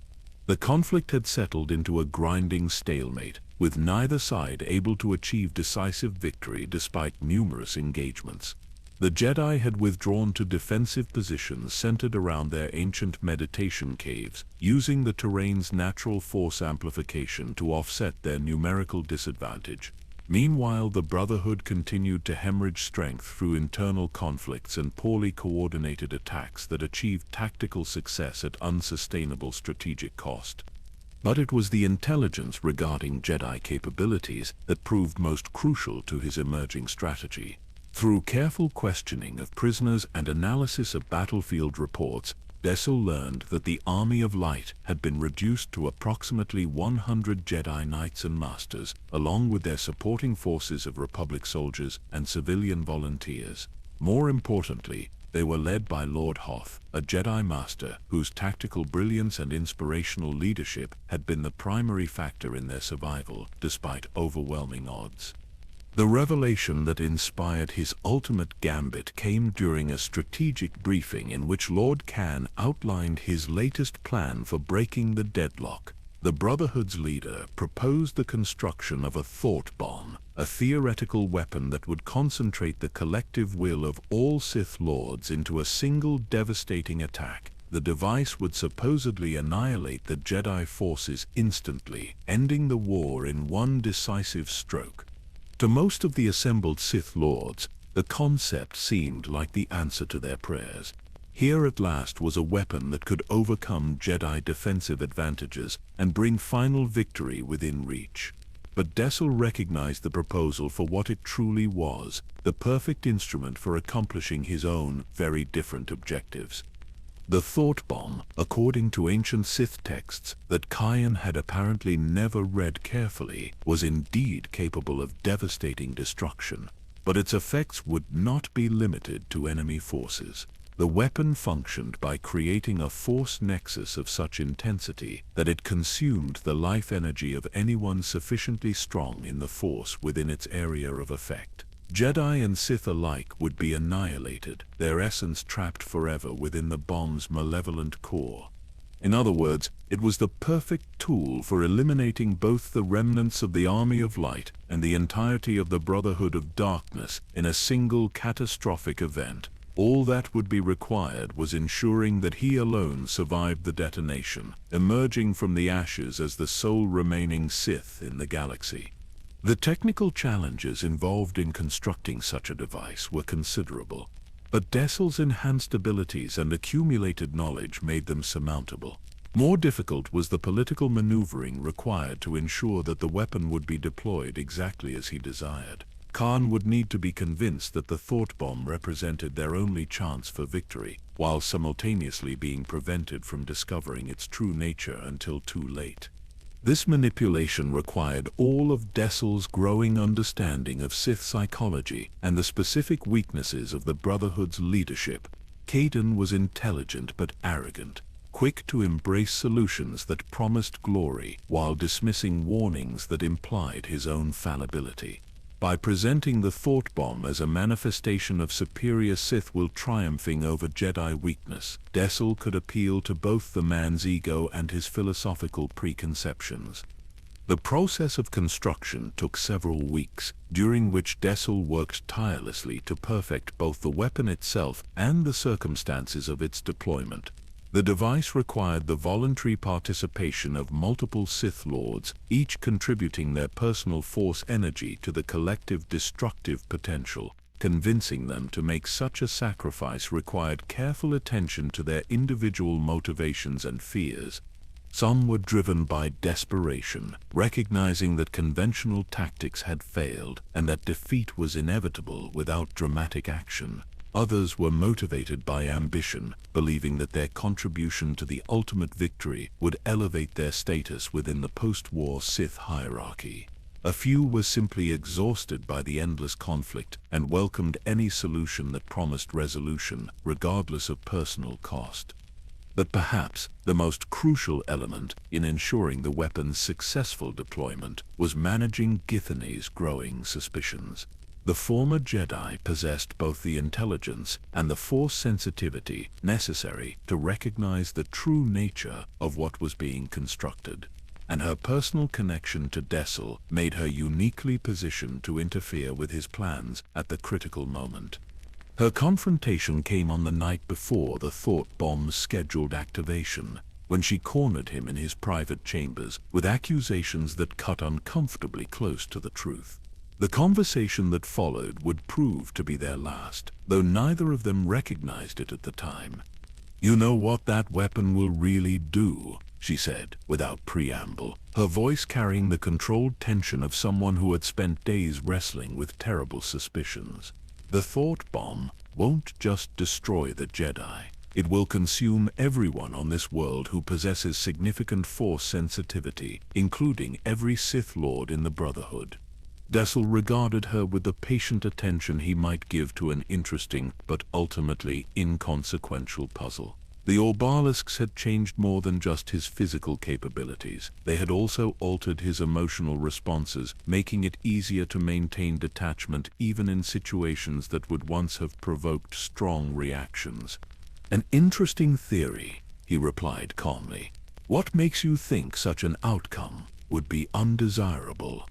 The question clearly caught her off guard, as she had apparently expected denial rather than this philosophical inquiry. For a moment, her carefully maintained composure wavered, revealing the genuine shock and hurt that lay beneath her accusations. "Because it would mean the end of everything we've worked toward," she said, her voice rising slightly as emotion overcame political calculation. "The Brotherhood, the war, our future together, all of it would be destroyed for nothing." "Not for nothing," Dessel corrected gently. "For the future of the Sith themselves, the Brotherhood has proven itself incapable of victory through conventional means. Its members are too divided by personal ambition and philosophical disagreements to function as an effective organization. The only way to ensure Sith survival is to start over with a better understanding of what we are meant to become." The explanation that followed was comprehensive and ruthless, covering his discoveries on Lehon, his understanding of the Rule of Two, and his vision of a Sith tradition that would eventually triumph through patience and discipline rather than brute force and chaotic aggression. Githany listened in growing horror as he outlined a future in which she had no place, a grand design that required her death along with everyone else they had known. Her final gambit was both predictable and touching in its desperation. She offered to join him, to become the apprentice in his new Sith Order and help implement his vision across the galaxy. For a moment, as he looked into her eyes and saw the genuine love and loyalty she still felt despite everything, Dessel felt something that might have been regret. But the Orbalisks had taught him that sentiment was a luxury that destiny could not afford. The Rule of Two would require an apprentice eventually, but it would need to be someone shaped from childhood in accordance with the new philosophy, not someone corrupted by exposure to the Brotherhood's flawed teachings. Githany represented the old order, and the old order would have to die completely before the new could be born. Her death was quick and merciful, a consideration that he would not extend to many others in the days to come. As her body cooled in his arms, Dessel felt the last emotional connection to his former life slip away, leaving behind only the cold certainty of purpose that would sustain him through the trials ahead. Tomorrow, the thought bomb would detonate, consuming both armies in a conflagration that would be remembered as one of the greatest tragedies in galactic history. But from that tragedy would emerge something unprecedented, a new kind of Sith Lord who understood that sometimes destruction was the highest form of creation. The age of the Brotherhood was ending. The age of Darth Bane was about to begin. The morning of the 7th Battle of Ruusan dawned with an eerie crimson light that seemed to bleed from the very air itself, as if the planet's atmosphere had absorbed the violence of the past months and was now reflecting it back upon the assembled armies. Both Jedi and Sith forces had gathered their remaining strength for what everyone understood would be the final engagement of a war that had consumed a generation. The very Force seemed to hold its breath, sensing that something unprecedented was about to unfold. Lord Khan stood before the assembled Brotherhood, like a prophet announcing the end times, his voice carrying across the ranks of Sith Lords with an authority born of absolute conviction. The thought bomb lay before them, its crystalline matrix pulsing with contained energy as dozens of the most powerful dark side users in the galaxy prepared to pour their essence into its malevolent core. To the watching Sith, it appeared to be their moment of ultimate triumph, the weapon that would finally break Jedi resistance and secure their dominion over the galaxy. Only one figure among the assembled masses understood the true nature of what was about to occur. Dessel stood at the edge of the gathering, his enhanced senses allowing him to perceive the subtle force currents that revealed the thought bomb's actual function. The device was not a directed weapon but a nexus of annihilation, designed to consume Force users indiscriminately within a vast radius. Every Sith Lord contributing to its power was unknowingly signing their own death warrant. The irony was exquisite in its completeness. The Brotherhood of Darkness, in their desperate pursuit of victory, had chosen to implement the very solution that would ensure their extinction. They had embraced their own destruction with enthusiasm, convinced that they were witnessing their greatest triumph. It was a fitting end for an organization that had never truly understood its own nature or the forces it claimed to command. As the ritual began, Dessel withdrew to a carefully prepared position several kilometers from the detonation site, protected by ancient Sith techniques that would shield him from the worst effects of the coming catastrophe. The obelisks covering his body resonated with dark energy as they sensed the massive disturbance building in the Force, their chitinous shells beginning to glow with an inner fire that reflected the power being channeled through their host. The Jedi, meanwhile, had gathered in their meditation caves with the grim determination of those who knew death was approaching but refused to abandon their principles even in the face of annihilation. Lord Hoth had attempted to evacuate his forces when Sith preparations became apparent, but the Army of Light's commitment to protecting the innocent civilians of Ruusan had prevented any possibility of retreat. They would make their final stand here, in chambers carved from living rock and consecrated by centuries of meditation. The detonation, when it came, exceeded even Dessel's enhanced perceptions in its scope and terrible majesty. The thought bomb erupted not with the conventional explosion of matter and energy that characterized most weapons, but with a psychic shockwave that tore through the Force itself, like a blade through silk. Reality seemed to pause for a moment, as the device consumed the life essence of everyone within its range, Jedi and Sith alike vanishing into the crystalline matrix that now pulsed with the accumulated power of hundreds of Force users. The physical effects were almost secondary to the spiritual devastation. Where the meditation caves had stood, only a crater remained, its edges fused into glass by temperatures that had briefly rivaled those found in stellar cores. The Sith encampment had simply ceased to exist, its structures and inhabitants alike reduced to component atoms by the raw force of the detonation. The very landscape had been scarred permanently, creating a wound in the planet's surface that would serve as a monument to this day of ultimate folly. But it was the disturbance in the Force that truly marked the magnitude of what had occurred. The death of so many powerful Force users simultaneously had created a nexus of dark energy that would persist for millennia, a psychic scar that would mark Ruusan as a place of tragedy and loss for generations to come. Sensitive individuals across the galaxy felt the shock as a moment of inexplicable dread, a sudden certainty that something fundamental had changed in the cosmic order. From his protected position, Dessel felt the wave of destruction wash over him like a tide of molten steel, testing the limits of his defenses and the protective capabilities of the obelisks. For several terrifying moments, he thought his preparations might prove insufficient, that he too would be consumed by the weapon he had helped create.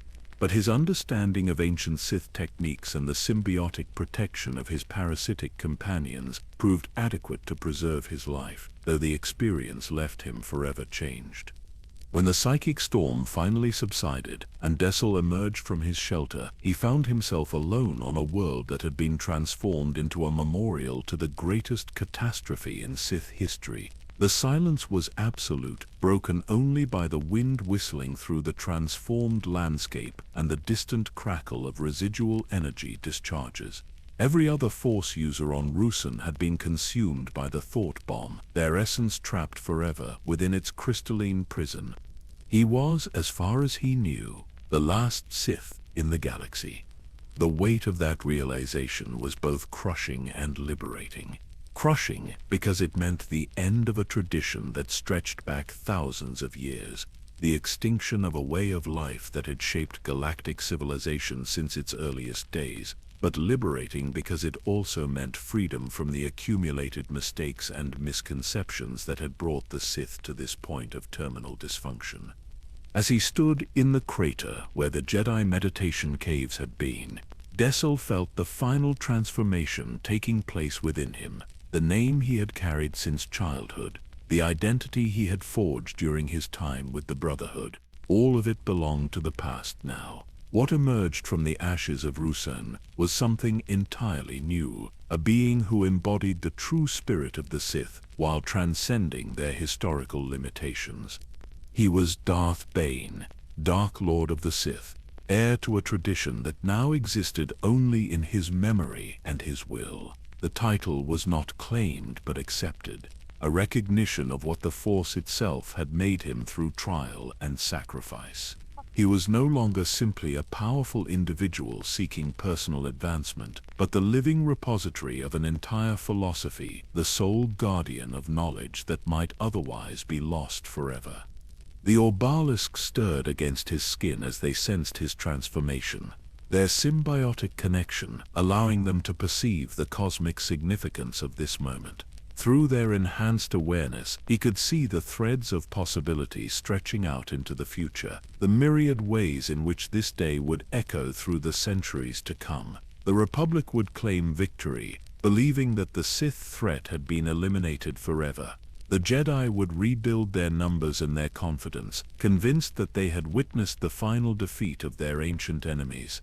They would all be wrong, but their misconceptions would serve his purposes perfectly. In their certainty of victory, they would grow complacent, failing to watch for the subtle signs of Sith resurgence. By the time they realized their mistake, it would be far too late to prevent the dark side's ultimate triumph. But that triumph would require patience measured in centuries and planning that spanned generations. The rule of two would need to be implemented with perfect precision, each master-apprentice pair building upon the accumulated knowledge and power of their predecessors while remaining hidden from detection. It would be a test of discipline, unlike anything the Sith had ever attempted, requiring them to sacrifice immediate gratification for long-term victory. As night fell over the devastated landscape of Ruusan, Bane began making his preparations for departure. There was nothing left for him on this world of death and memory, and staying would only risk discovery by Republic forces who would surely come to investigate the catastrophe. He needed to disappear completely, to become a legend and then fade into myth while he laid the foundations for the Sith's eventual return. His ship lifted off into the star-filled void above Ruusan, carrying with it the last representative of a tradition that had shaped galactic history for millennia. Behind him, the thought bomb's crystalline remains pulsed with trapped souls, a monument to ambition unchecked by wisdom and power divorced from understanding. Ahead lay a future that only he could see, a destiny that would unfold across centuries of careful manipulation and patient preparation. The Brotherhood of Darkness was dead, consumed by their own weapon in a moment of supreme irony. But from their ashes something far more dangerous had been born. The Sith had learned the value of patience, the power of working from shadows rather than proclaiming their existence to the galaxy. When they returned, it would not be as a chaotic assemblage of competing warlords, but as the embodiment of perfect discipline and unified purpose. The galaxy had no idea what was coming, and that ignorance would prove to be their ultimate weakness when the time came for the Sith to reclaim their rightful place as masters of the cosmic order. The Rule of Two had begun, and with it, a new chapter in the eternal struggle between light and darkness. The years following the Ruusan catastrophe passed like a meditation on solitude, each day bringing Darth Bane deeper into an understanding of what it truly meant to be the sole guardian of Sith tradition. He had established himself on Ambria, a world touched by ancient dark side energies where the Force flowed in patterns that reminded him of the deepest chambers beneath Korriban's surface.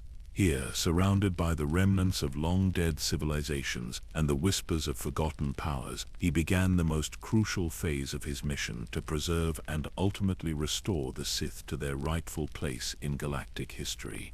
The planet itself seemed chosen by destiny for his purposes. Ambria's surface bore the scars of an ancient battle between Jedi and Sith, where dark side energies had been trapped for millennia within naturally occurring Force nexuses. The very air hummed with potential, making it easier for him to maintain his connection to the obelisks, while simultaneously masking his presence from any Jedi who might think to search for surviving Sith. It was a world where darkness could hide in plain sight, camouflaged by the echoes of older conflicts. His dwelling was carved directly into a cliff face overlooking one of Ambria's many lake regions, its chambers extending deep into the living rock where he could work undisturbed on the theoretical foundations of what would become the new Sith Order.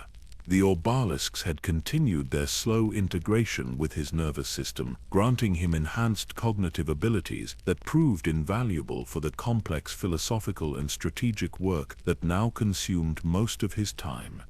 Day after day, he labored over texts that existed nowhere else in the galaxy, recording not just techniques and historical accounts, but the fundamental principles that would guide future generations of Sith. The Rule of Two was more than a simple succession mechanism. It was a complete reimagining of what the Sith were meant to become.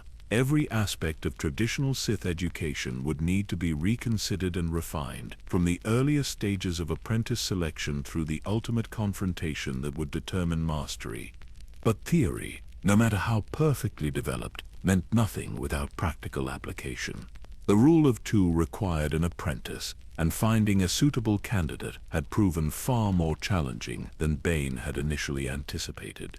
The child would need to possess not just raw Force potential, but the proper combination of intelligence, ambition, and psychological flexibility that would allow them to internalize the new philosophy without being corrupted by the old ways. His search had taken him to dozens of worlds across the Outer Rim, always moving carefully to avoid drawing attention from Republic authorities who still maintained heightened vigilance in the aftermath of the war. Most Force-sensitive children he encountered were already too old, their personalities shaped by experiences that would make them unsuitable for the kind of intensive training the Rule of Two required. Others possessed the necessary potential, but lacked the darkness of spirit that marked a true Sith apprentice. The breakthrough came on Somov Rit, a harsh frontier world where the collapse of local government had left entire populations struggling for survival against both environmental hazards and roving bands of criminals. Bane had been drawn to the planet by reports of unusual phenomena, Force disturbances that suggested the presence of untrained sensitives operating under extreme stress. What he found exceeded his most optimistic expectations. The girl could not have been more than 10 years old, but she moved through the refugee camps surrounding Somov Rit's primary settlement with a confidence that spoke of preternatural awareness. Her name was Rain, according to the scattered records maintained by the overwhelmed relief workers, though she seemed to possess no memory of her life before arriving on the planet as part of a group of war orphans. What mattered was not her past but her potential, which revealed itself in ways that left no doubt about her suitability for Sith training. Bane observed her for several days before making contact, using his enhanced senses to study her interactions with other refugees and her responses to various stressful situations.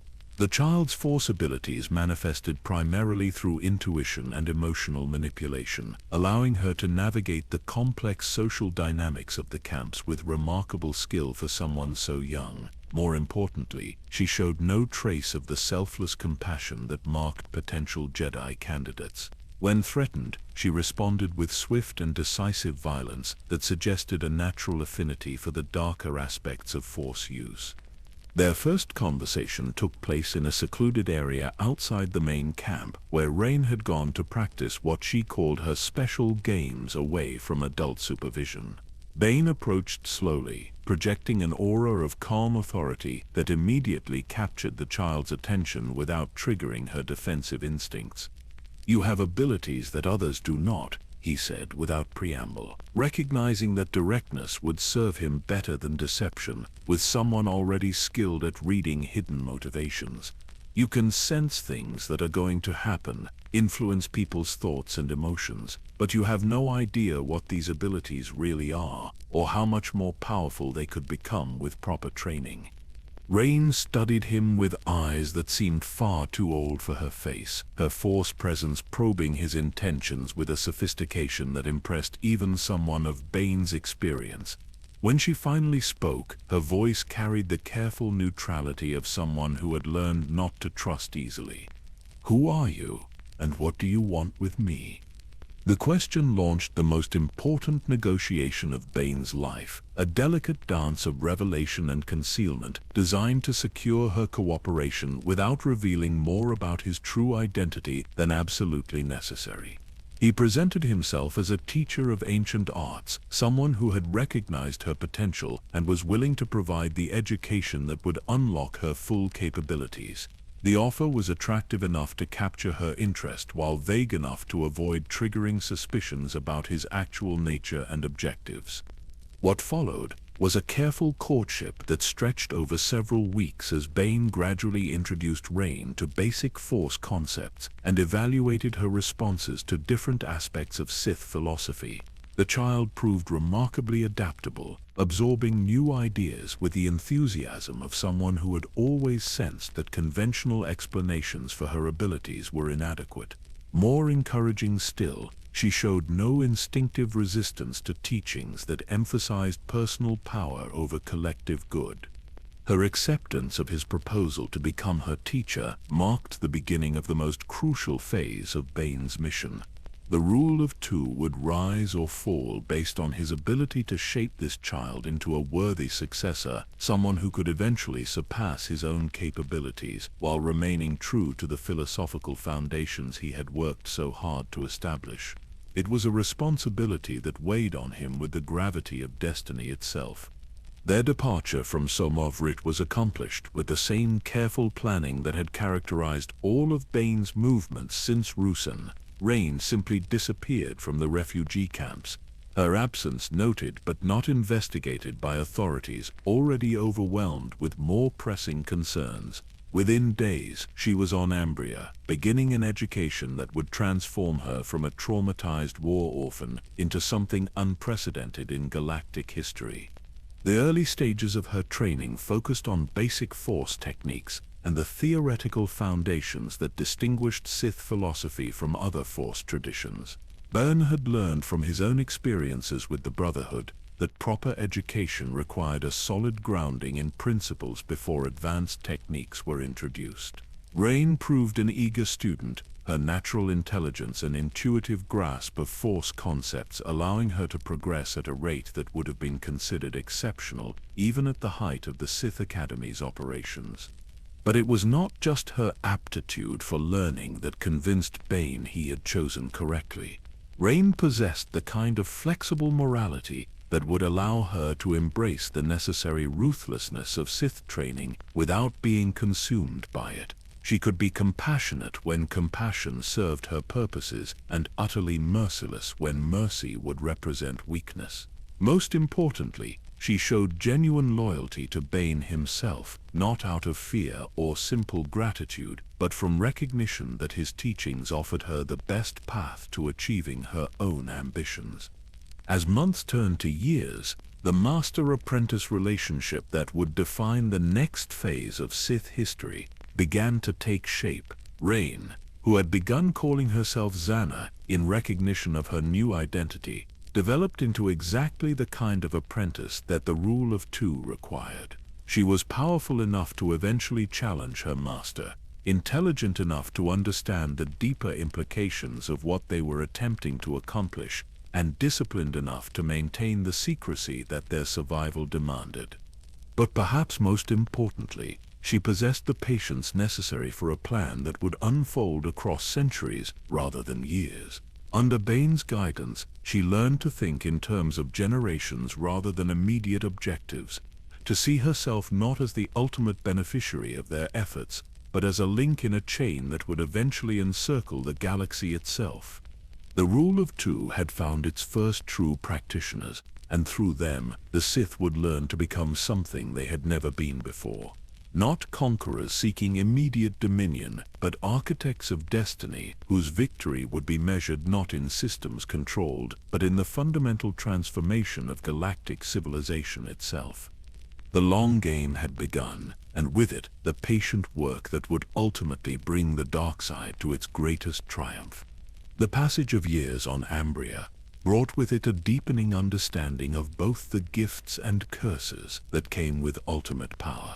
Darth Bane's symbiotic relationship with the Orbalisks had evolved far beyond the initial enhancement of his physical capabilities, becoming something that transcended the boundaries between separate organisms. The parasitic creatures had integrated so completely with his nervous system that their thoughts had become his thoughts, their hunger had become his hunger, and their inexorable march toward death had become the countdown that marked the limits of his mortal existence. Each dawn brought new evidence of the price he was paying for his enhanced abilities. The Orbalisks drew their sustenance from his life force, converting his years into raw power with an efficiency that was both magnificent and terrifying. His strength had increased to levels that bordered on the superhuman. His reflexes had become so acute that he could perceive individual raindrops in a storm, and his connection to the Force had deepened until he could sense disturbances across entire star systems. But these gifts came at the cost of time itself, each day of enhanced existence purchased with weeks or months of natural lifespan. The transformation was most visible in his physical appearance, though the full extent of the changes was hidden beneath the chitinous armor that now covered most of his body. The Orbalisks had grown larger and more numerous over the years, their metallic shells fusing together to form a living suit of armor that provided nearly impenetrable protection, while simultaneously serving as a constant reminder of his mortality. Beneath their protective embrace, his skin had taken on a pale, almost translucent quality that spoke of energies burning too brightly within mortal flesh. More troubling than the physical changes was the gradual alteration of his emotional responses and decision-making processes. The Orbalisk's influence extended beyond mere physical enhancement, subtly reshaping his personality to align with their own parasitic nature. He found himself increasingly prone to anger and impatience, qualities that served him well in combat, but threatened to undermine the careful long-term planning that the rule of two required. The very traits that made him a formidable Sith Lord were slowly consuming the strategic brilliance that had enabled his rise to power in the first place. Zana had grown into young womanhood during these years of intensive training, her natural talents blossoming under Bane's careful guidance into something that exceeded even his most optimistic projections, where he had become a creature of raw power and overwhelming force. She had developed into a master of subtlety and psychological manipulation. Her specialty was Sith sorcery, the ancient art of using the Force to directly affect the minds and perceptions of others. Under her influence, enemies could be driven to madness or turned against their allies without ever realizing they were under attack. The complementary nature of their abilities had made them an exceptionally effective partnership, but it had also created tensions that grew more pronounced as Zana's power increased. The rule of two demanded that the apprentice eventually surpass the master, claiming their position through strength rather than inheritance. But the obelisk's enhancements made Bane potentially invincible in direct combat, creating a paradox that threatened to trap them both in their current roles indefinitely. This dilemma became the central preoccupation of Bane's later years, as he struggled to reconcile his desire for continued existence with his philosophical commitment to the succession system he had created. The obelisks whispered constantly in his mind, now their alien thoughts increasingly difficult to distinguish from his own. They spoke of permanence, of methods for extending their symbiosis indefinitely, of techniques that could make their host effectively immortal at the cost of consuming ever greater amounts of life force from external sources. The temptation was enormous, particularly as he felt his natural lifespan burning away with each passing day. He had accomplished so much already, but there was still so much left to do. The rule of two was in its infancy, requiring careful nurturing to ensure its survival beyond the first generation. Zana was skilled and intelligent, but she lacked his decades of experience and deep understanding of galactic politics.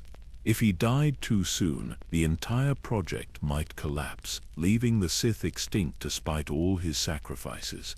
But immortality, he had learned from his studies of ancient Sith Lords, was always a trap disguised as a gift. Those who achieved extended life inevitably became obsessed with preserving it, gradually losing the very qualities that had made them worthy of power in the first place. They became parasites themselves, consuming resources and opportunities that should have been passed to the next generation. The rule of two had been designed specifically to prevent such stagnation, ensuring that Sith power would continue to evolve and strengthen, rather than calcifying around the fears of aging masters. The internal conflict between his desire for survival and his commitment to principle manifested itself in increasingly erratic behavior that did not escape Zana's notice. During training sessions, she observed his growing reluctance to push her toward the ultimate confrontation that their philosophy demanded. In their discussions of Sith history and future strategy, she detected a subtle shift toward plans that assumed his continued leadership rather than her eventual succession.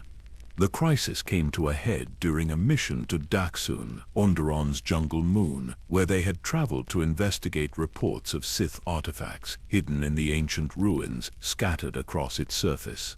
The moon's dangerous wildlife and perpetual storms provided an ideal testing ground for Zana's developing abilities, but it was also a place where the Force flowed in patterns that seemed to amplify the obelisk's influence over their host. Deep within a ruined temple complex, surrounded by carvings that depicted the rise and fall of numerous Sith dynasties, Bane experienced a vision that showed him possible futures branching out like the limbs of a massive tree. In one timeline, he found a way to remove the obelisks while preserving their enhancements, extending his natural life and continuing to guide the Sith toward their ultimate victory. In another, he achieved true immortality through techniques learned from ancient holocrons, becoming a permanent guardian of Sith tradition who would never need to relinquish power to a successor. But there was a third path, one that the obelisks tried desperately to hide from his perception, but which his enhanced connection to the Force made impossible to ignore completely. In this timeline, he accepted the price of his choices, allowing Zana to challenge and ultimately defeat him when her power reached its peak. His death would complete her transformation from apprentice to master, providing her with the confidence and authority necessary to continue their work while adding his accumulated knowledge to her own formidable abilities. The vision lasted only moments, but its implications would shape the remainder of his existence. He understood now that the obelisks were not simply parasitic organisms seeking to preserve their host. They were manifestations of the dark side itself, testing his commitment to the principles he claimed to embody. The easy path of extended life and retained power was offered specifically to tempt him away from the harder choice of trusting in the system he had created. As they returned to Ambria after completing their mission on Dessel, Bane found himself studying Zana with new appreciation for both her current abilities and her future potential. She had grown beyond the traumatized child he had discovered on Somoth Rit, becoming a young woman whose mastery of Sith sorcery already exceeded that of most ancient masters. More importantly, she had developed the kind of patient, strategic thinking that would be essential for implementing their long-term plans across multiple generations. The time was approaching when she would be ready to claim the mantle of Dark Lord, and when that moment came, he would need to be prepared to step aside, despite every instinct screaming at him to fight for survival. The obelisks would resist such a decision with all their parasitic cunning, using their integration with his nervous system to flood his mind with fears and rationalizations designed to preserve their own existence. But he was still, at his core, the same man who had orchestrated the destruction of the entire Brotherhood of Darkness to preserve the future of Sith tradition. If that sacrifice had been justified, then this smaller one surely was as well. The rule of two demanded no less than everything from those who would serve it, and he had always known that the price of creating something truly lasting would ultimately be his own life. The final phase of his existence would be defined by this struggle between the desire for preservation and the commitment to transformation. In the end, his greatest victory would not be measured by the power he had accumulated or the enemies he had defeated, but by his willingness to let go when the time came for another to take his place. The obelisk sensed his growing resolve and responded with increased whispers of alternatives and escape routes, but their influence was no longer absolute. He had learned too much about the true nature of power to be swayed by mere self-preservation, and the Force itself seemed to be preparing him for the transition that would define his legacy for all time. The confrontation that would determine the future of the Sith Order began not with dramatic declarations or theatrical posturing, but with the quiet recognition that student had surpassed teacher in all the ways that truly mattered. Zana had reached her 27th year, her mastery of Sith sorcery and Force techniques having evolved to levels that rivaled the greatest practitioners in recorded history. More importantly, she had developed the intellectual sophistication and strategic patience necessary to guide the rule of two through the centuries of hidden development that lay ahead. Bane could sense the change in her during their daily interactions, the subtle shift from deference to confidence that marked the transition from apprentice to potential master. She no longer sought his approval for her decisions or waited for his guidance when faced with complex problems. Instead, she had begun to challenge his conclusions and offer alternative interpretations of Sith philosophy that demonstrated genuine innovation rather than mere repetition of received wisdom. The obelisks, meanwhile, had continued their relentless consumption of his life force, their whispers growing more urgent as they sensed the approaching crisis that would determine their survival.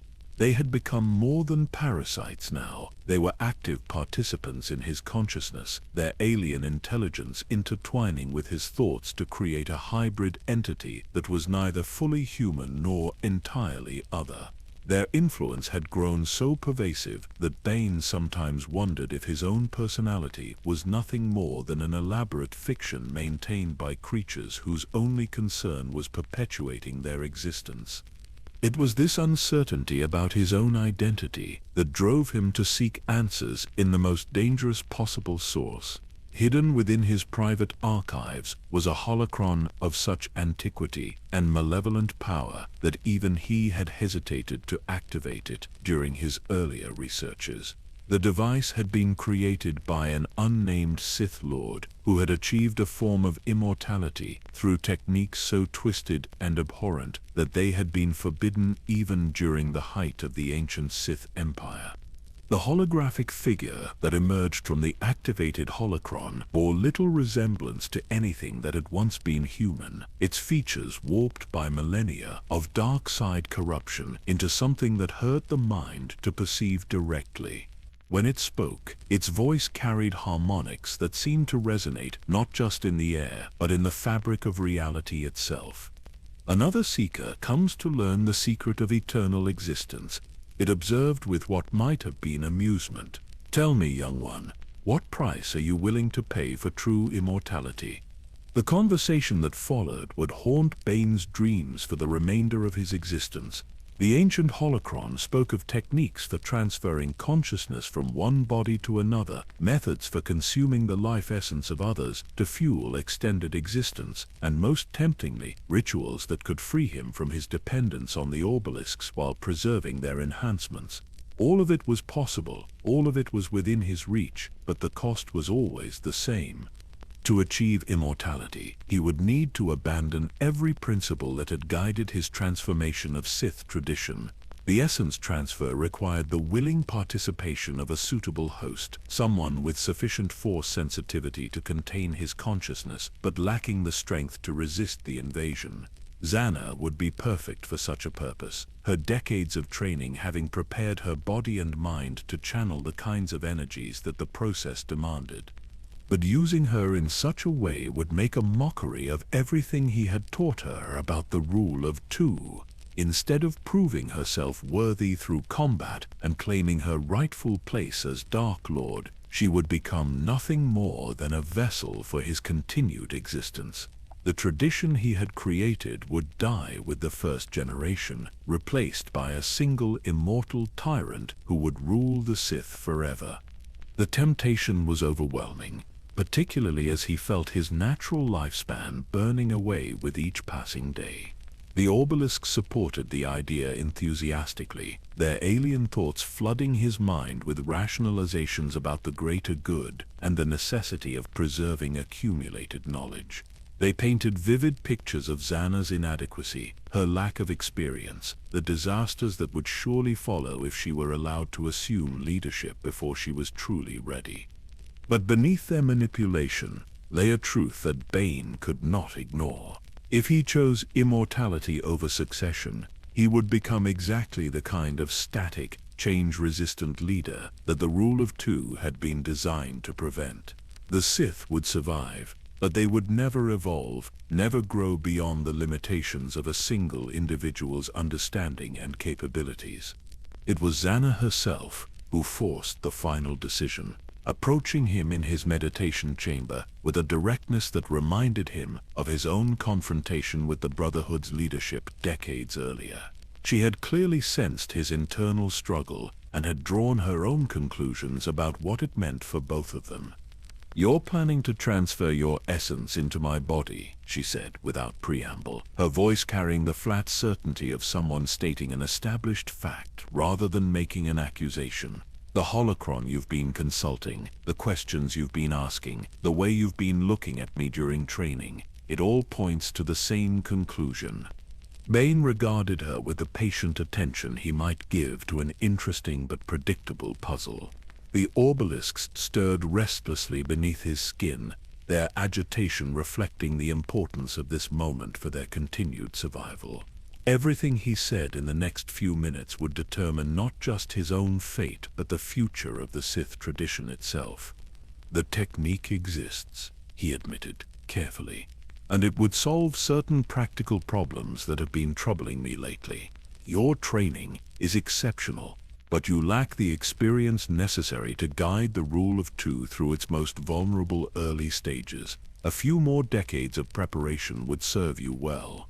Her response was swift and decisive, carrying none of the hesitation or self-doubt that had characterized her younger years. "You're afraid," she said, with surgical precision. "Afraid of death, afraid of letting go, afraid that I'll fail where you succeeded. But mostly afraid that the rule of two was wrong, that the Sith really do need a permanent leader rather than a system of succession." The accuracy of her assessment was both impressive and infuriating, revealing depths of psychological insight that he had not credited her with possessing. But more than that, it demonstrated the kind of analytical thinking that would be essential for the challenges she would face as Dark Lord. Perhaps the obelisks had been wrong about her readiness. After all, fear is a tool, he replied, falling back on familiar philosophical arguments while his mind raced through the implications of her words. It focuses the mind, sharpens the senses, provides motivation for action. The question is not whether I fear death, but whether that fear serves a useful purpose. In this case, it doesn't, Zana said, with quiet certainty.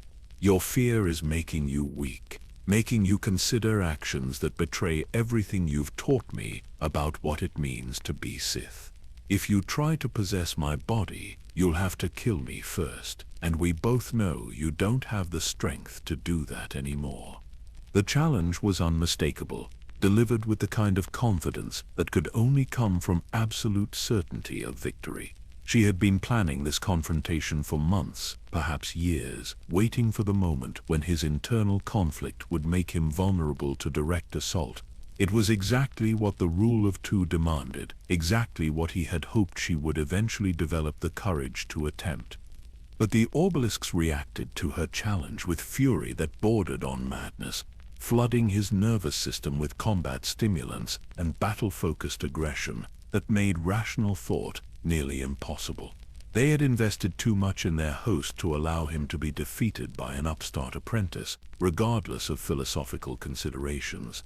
Their survival depended on his continued existence, and they would use every enhancement they had provided to ensure that outcome. The lightsaber duel that followed would be remembered as one of the most significant in Sith history, though no witness survived to record its details for posterity. Master and apprentice fought among the ruins of an ancient temple on Ambria's surface, their conflict illuminated by twin moons that cast everything in shades of silver and shadow. Bane's enhanced strength and speed, amplified by decades of obelisk symbiosis, made him a nearly unstoppable force of destruction. But Zana's mastery of Sith sorcery allowed her to attack not just his body but his mind, turning the very enhancements that made him powerful into sources of confusion and self-doubt. As the battle reached its climax, with both combatants pushed beyond the normal limits of endurance, Bane felt something fundamental shift within his consciousness. The obelisk's influence, so pervasive for so long, suddenly seemed external and alien rather than an integral part of his identity. In that moment of clarity, he understood that his apprentice had already won regardless of the duel's outcome. She had forced him to confront the choice between personal survival and philosophical integrity, and by fighting her at all, he had already made his decision. The final moments of the confrontation remained shrouded in mystery, lost to the cosmic forces that were unleashed when two masters of the dark side committed their entire beings to mortal combat.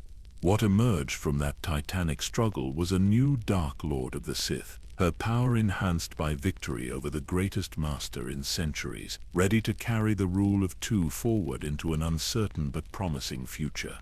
In the aftermath of that climactic duel beneath Ambria's twin moons, the galaxy held its breath without knowing why.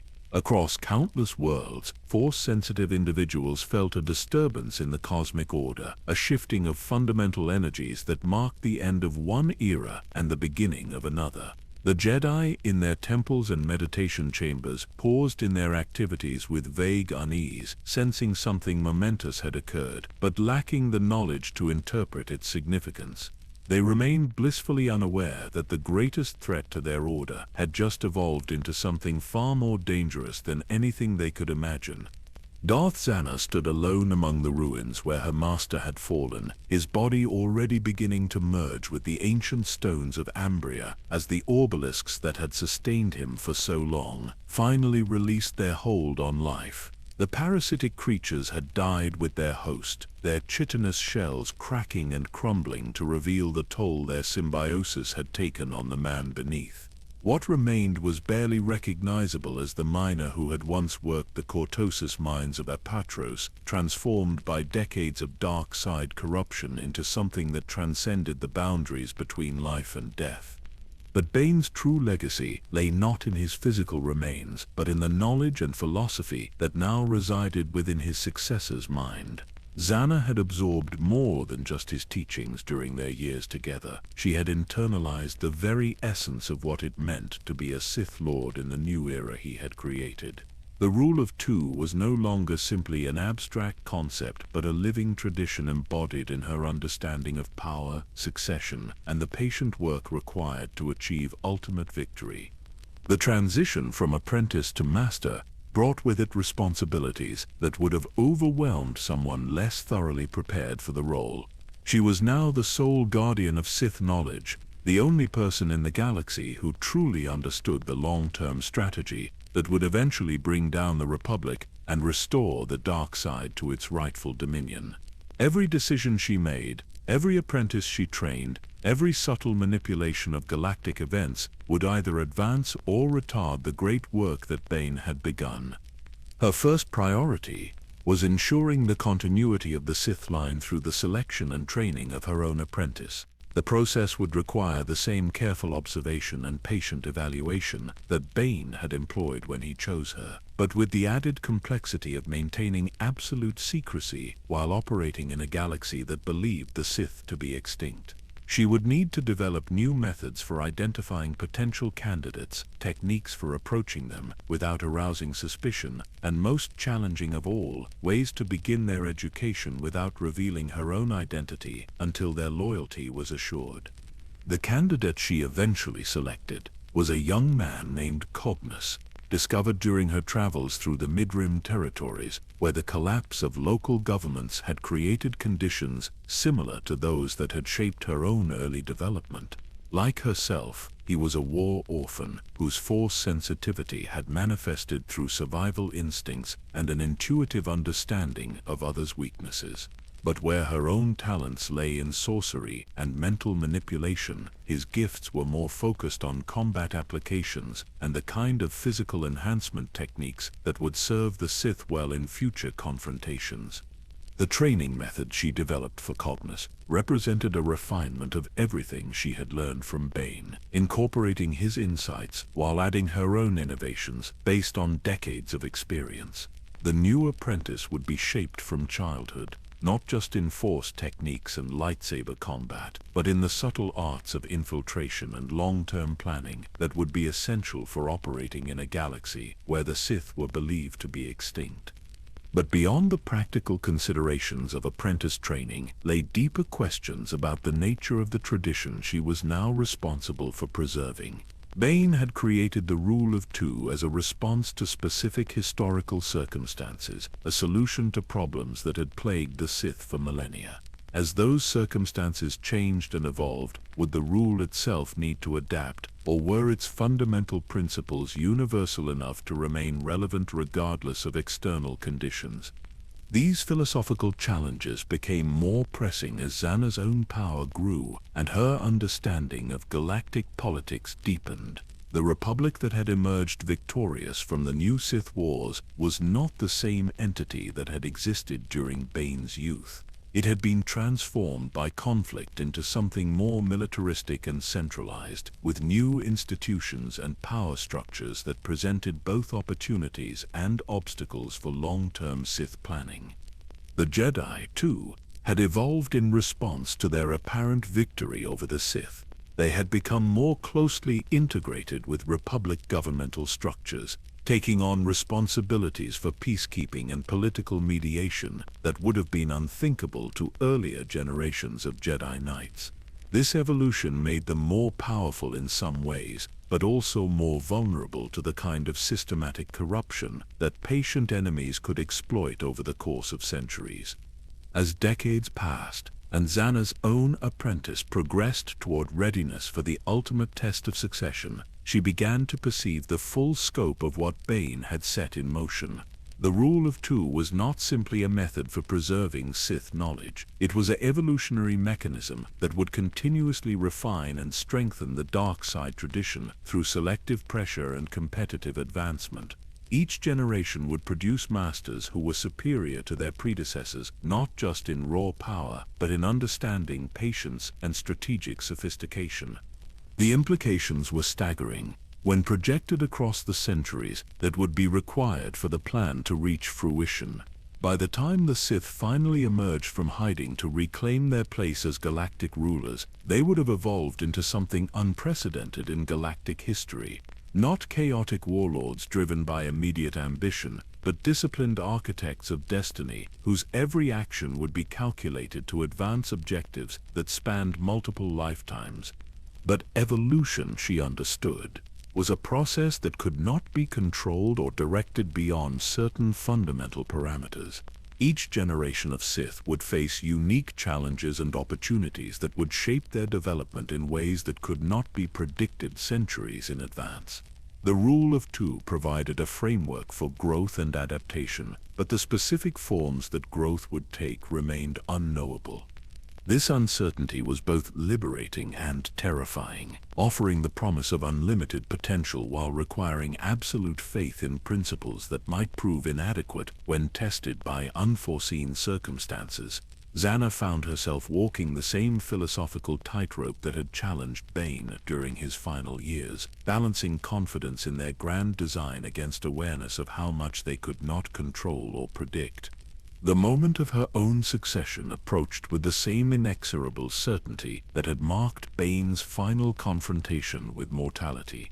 Cognos had reached the threshold where apprentice must challenge master his power and understanding, having developed to levels that made continued subordination both philosophically untenable and practically dangerous. The rule of two demanded that he prove his worthiness through combat, claiming his place as Dark Lord through strength rather than inheritance. Their final battle took place in the depths of an ancient Sith temple on Korriban, where Zannah had brought her apprentice to complete his education among the tombs of their predecessors. The location was chosen deliberately, both for its symbolic significance and for the way the planet's dark side energies would amplify the combatants' abilities. When master and apprentice finally faced each other in mortal combat, they would be fighting not just for personal survival, but for the right to guide the Sith tradition into its next evolutionary phase. The outcome of that confrontation, like so many crucial moments in Sith history, would remain hidden from galactic awareness. What mattered was not the specific details of victory or defeat, but the continuation of the cycle that Bane had established. Another apprentice would become master, another master would seek out a new apprentice, and the great work would continue across the generations until the time finally came for the Sith to emerge from their long exile and reclaim their rightful place in the cosmic order. In the years that followed, as new pairs of masters and apprentices carried the tradition forward through cycles of succession and renewal, the galaxy continued its slow rotation around the gravitational center of forces it could not perceive or understand. The Republic grew stronger and more complacent. The Jedi became increasingly integrated with political structures that would eventually corrupt their original principles, and in hidden places where darkness could thrive unseen, the inheritors of Bane's legacy worked patiently toward objectives that would not be achieved for another 1,000 years. Each generation built upon the work of its predecessors, adding new insights and capabilities to an accumulating store of knowledge and power that would eventually prove unstoppable. The rule of two had proven itself not just as a survival mechanism, but as an evolutionary engine, transforming the Sith from a chaotic assemblage of competing warlords into something far more dangerous and inevitable. When the time finally came for the dark side to reclaim its dominion over the galaxy, it would do so not through the crude application of overwhelming force, but through the patient implementation of plans that had been centuries in the making. The Sith would have learned the most valuable lesson that power could teach, that true victory came not from conquering enemies but from making conquest unnecessary through the elimination of all possible resistance. The eternal cycle continued. and with each turn, the darkness grew stronger. And so the chronicles of Darth Bane draw to their close, not with the thunder of battle or the clash of lightsabers, but with the gentle rhythm of cosmic forces that flow like tides across the vast expanse of eternity. In the deep places of the galaxy, where ancient stars burn with the accumulated wisdom of eons, the legacy of one man continues to shape events in ways that mortals can barely comprehend. On Ambria, where this tale reached its turning point, the twin moons still rise each night above the lake where a Sith Lord once made his home. The waters reflect their pale light with perfect serenity, undisturbed by the knowledge of what transpired beneath their surface decades ago. The ruins of temples and training grounds have been reclaimed by time and nature, their stones settling deeper into the earth with each passing season until they become indistinguishable from the natural landscape that surrounds them. But if you were to visit that quiet world and walk among its peaceful valleys, you might sense something lingering in the evening air. A whisper of purpose that transcends individual ambition, a patience that measures time not in years but in centuries, and perhaps, if you possess the sensitivity to perceive such things, the faint echo of a voice speaking truths that the galaxy has chosen to forget. The rule of two flows onward like a river carved deep into the bedrock of history, its current growing stronger with each generation that adds their knowledge to its depths. Master teaches apprentice, apprentice surpasses master, and the cycle continues with the inexorable certainty of planetary rotation. Each iteration brings new understanding, new capabilities, and new preparations for the day when the Sith will finally emerge from their long exile to reclaim their rightful place among the stars. Across the galaxy, in the great cities of 1,000 worlds, beings go about their daily lives unaware that their destiny is being shaped by forces they cannot see. The Republic continues its stately dance of politics and compromise, its leaders convinced that they have witnessed the final defeat of darkness and that peace will endure forever. The Jedi meditate in their temples, seeking wisdom in the light while remaining blind to the shadows that gather just beyond their perception. But in hidden places where few dare to tread, the work continues. Ancient knowledge is preserved and refined. New techniques are developed and tested, and plans that span centuries are advanced, one careful step at a time. The Sith have learned the most valuable lesson that power can teach, that true strength lies not in immediate victory, but in the patient cultivation of inevitable triumph. The stars themselves seem to acknowledge this truth, their distant light carrying messages across the void that speak of cycles within cycles, of death and rebirth, of the eternal dance between creation and destruction that gives meaning to existence. Each photon that reaches mortal eyes has traveled for years or centuries through the darkness, carrying with it the memory of stellar fires that burned long before sentient beings learned to look upward and wonder about their place in the cosmic order. In the deepest archives of lost worlds, holocrons flicker with the recorded wisdom of masters whose names have passed into legend. They speak to empty chambers with patient voices, their teachings waiting for students who may not arrive for generations yet to come. But they wait with the confidence of those who understand that time itself is merely another tool to be mastered, another resource to be employed in service of objectives that transcend individual mortality. The legacy of Darth Bane lives on in every shadow that falls across the galaxy, in every moment of darkness that follows the setting of a sun, and in every heart that harbors the potential for transformation through will and understanding. His true monument is not carved from stone or metal, but written in the fundamental forces that govern reality itself, ensuring that his vision will endure long after the last star has burned to darkness.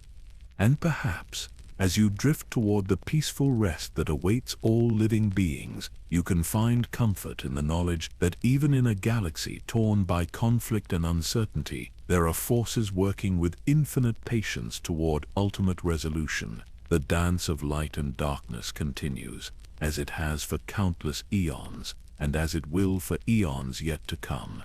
Rest now, and let the eternal rhythm of that cosmic dance carry you gently into dreams where all questions find their answers and all stories reach their perfect conclusions.